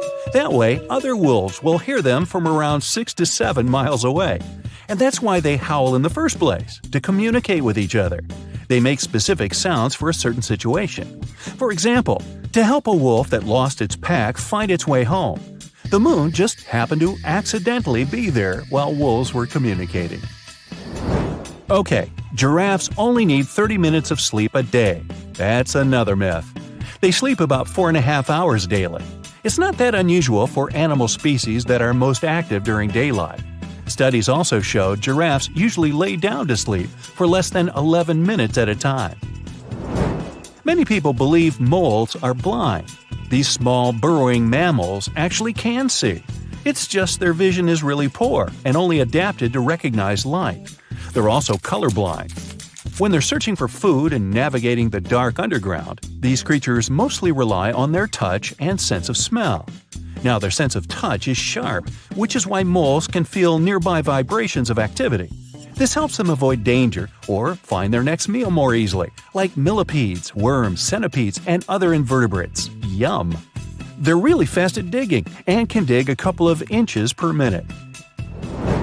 In the winter, animals hibernate, not because it's too cold for them to be outside, but because there isn't enough food during that period.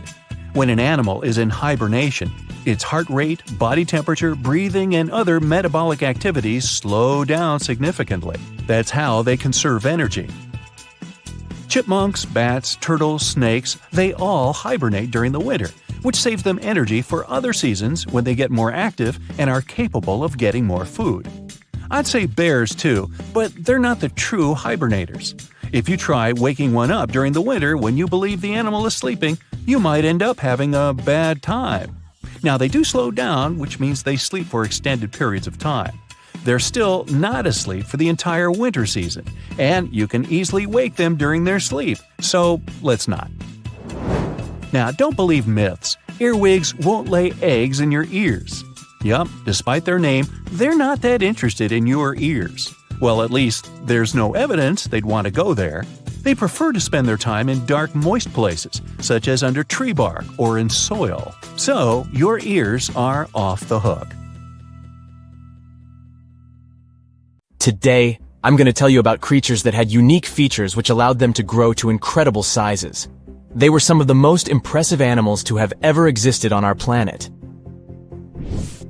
The Argentinosaurus is a genus of sauropod dinosaurs that lived approximately 97 million years ago in what is now South America. Scientists think it was one of the largest land animals ever, with a length of up to 100 feet and a weight of up to 100 tons. A farmer stumbled upon a giant leg bone while tending his cattle. That's how he discovered the first fossils of the Argentinosaurus in Argentina in 1987.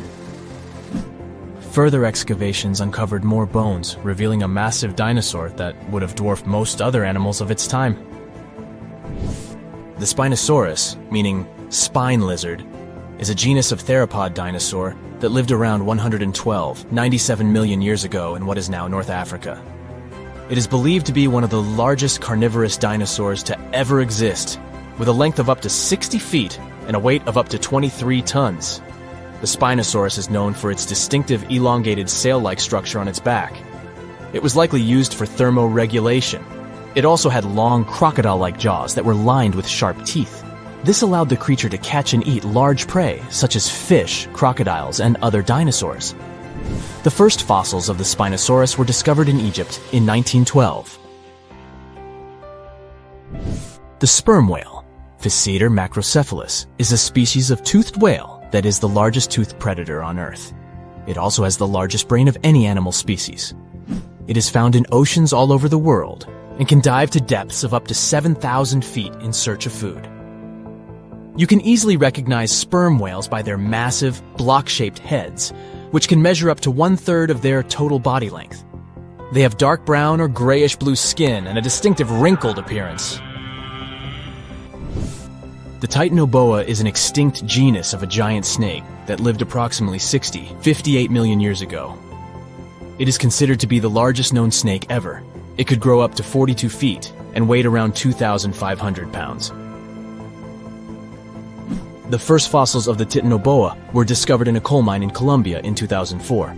This discovery meant a lot because it provided insights into the size and behavior of snakes during the Paleocene era, as well as the overall climate and ecosystem of the time. The blue whale, Balænoptera musculus, is the largest animal on Earth, measuring up to 100 feet in length and weighing as much as 200 tons. These marine mammals are found in oceans all over the world and can live up to 90 years. Blue whales have a long, streamlined body that is usually blue-gray in color with mottled patterns. They have a small dorsal fin and 2 pectoral fins that are about 1/3 the length of their body. Blue whales feed on tiny shrimp-like creatures called krill, and they eat a lot. A single adult blue whale can eat up to 8,000 pounds of krill in a day. The Leadsichthus is an extinct genus of large, bony fish that lived during the Jurassic period, approximately 155 million years ago.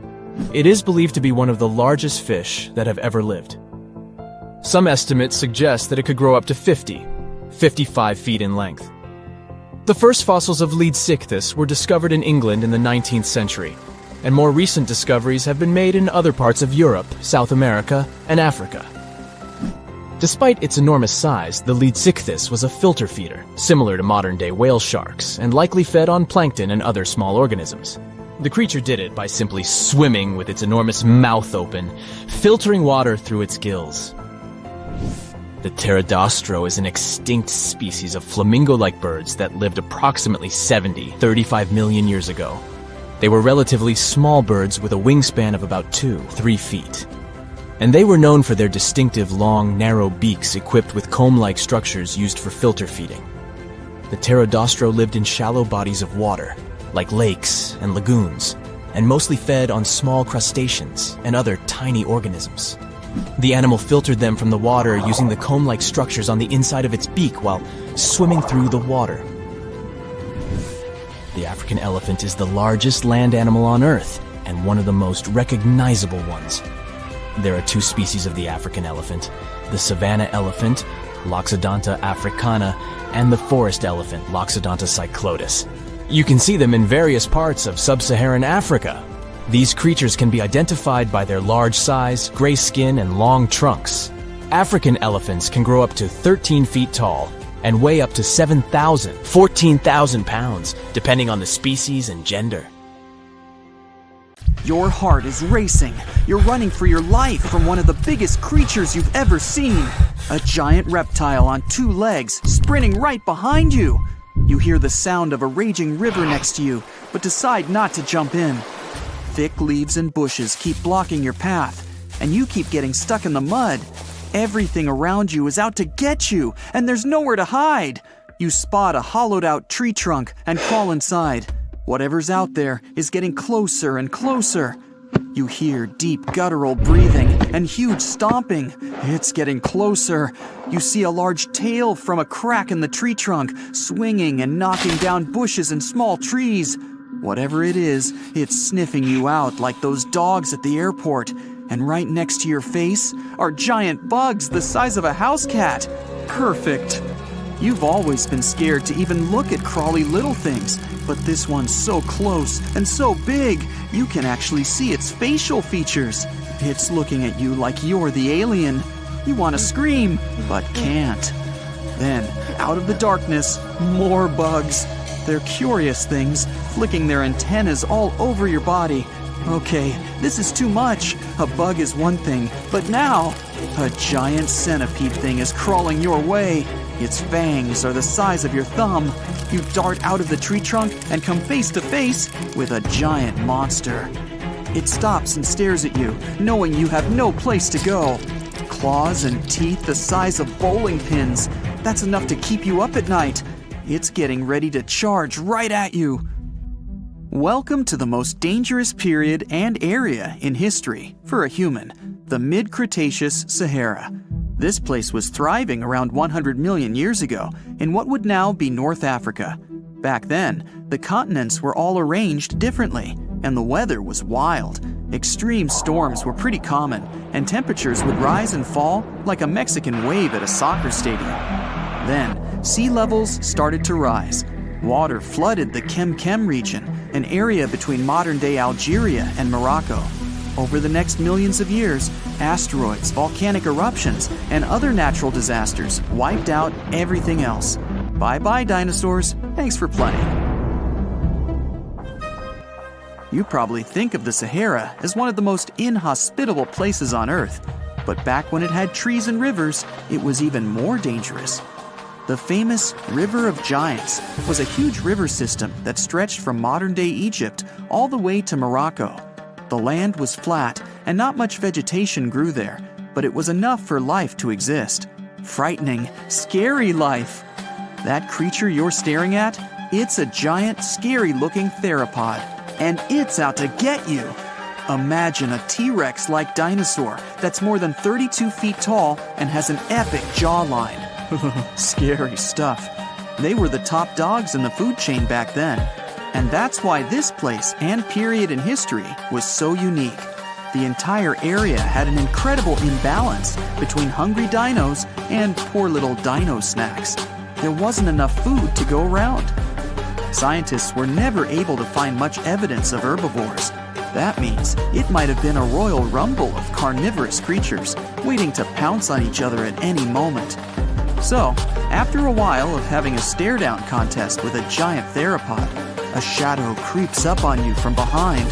You're too scared to turn around, but the growling is louder than anything you've ever heard. It shakes you to the core.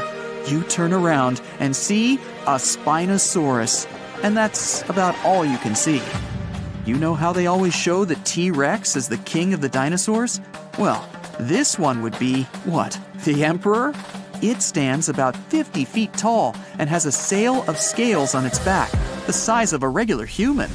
Then add in a crocodile-style snout with razor-sharp teeth and some short, powerful legs. Its diet mainly consists of river fish, but it's looking at you like you're a delicious fish taco. The two alphas are now in a standoff, with you stuck in the middle. But before you close your eyes and get ready to be eaten, they begin fighting each other, knocking down trees. You tiptoe your way out of there and run. The further you go, the better, right? Wrong. Not here, because everywhere you go, there's gonna be something dangerous. During this period, there was danger in the sky, in the water, and on land. There were small mammals scurrying around here and there, but they mostly stayed in the shadows to avoid danger. After 5 minutes of running as fast as humanly possible, you make it out of the forest and onto an open plain. Bad move. Now there's nowhere to hide. Suddenly, you hear another shriek. You look behind you,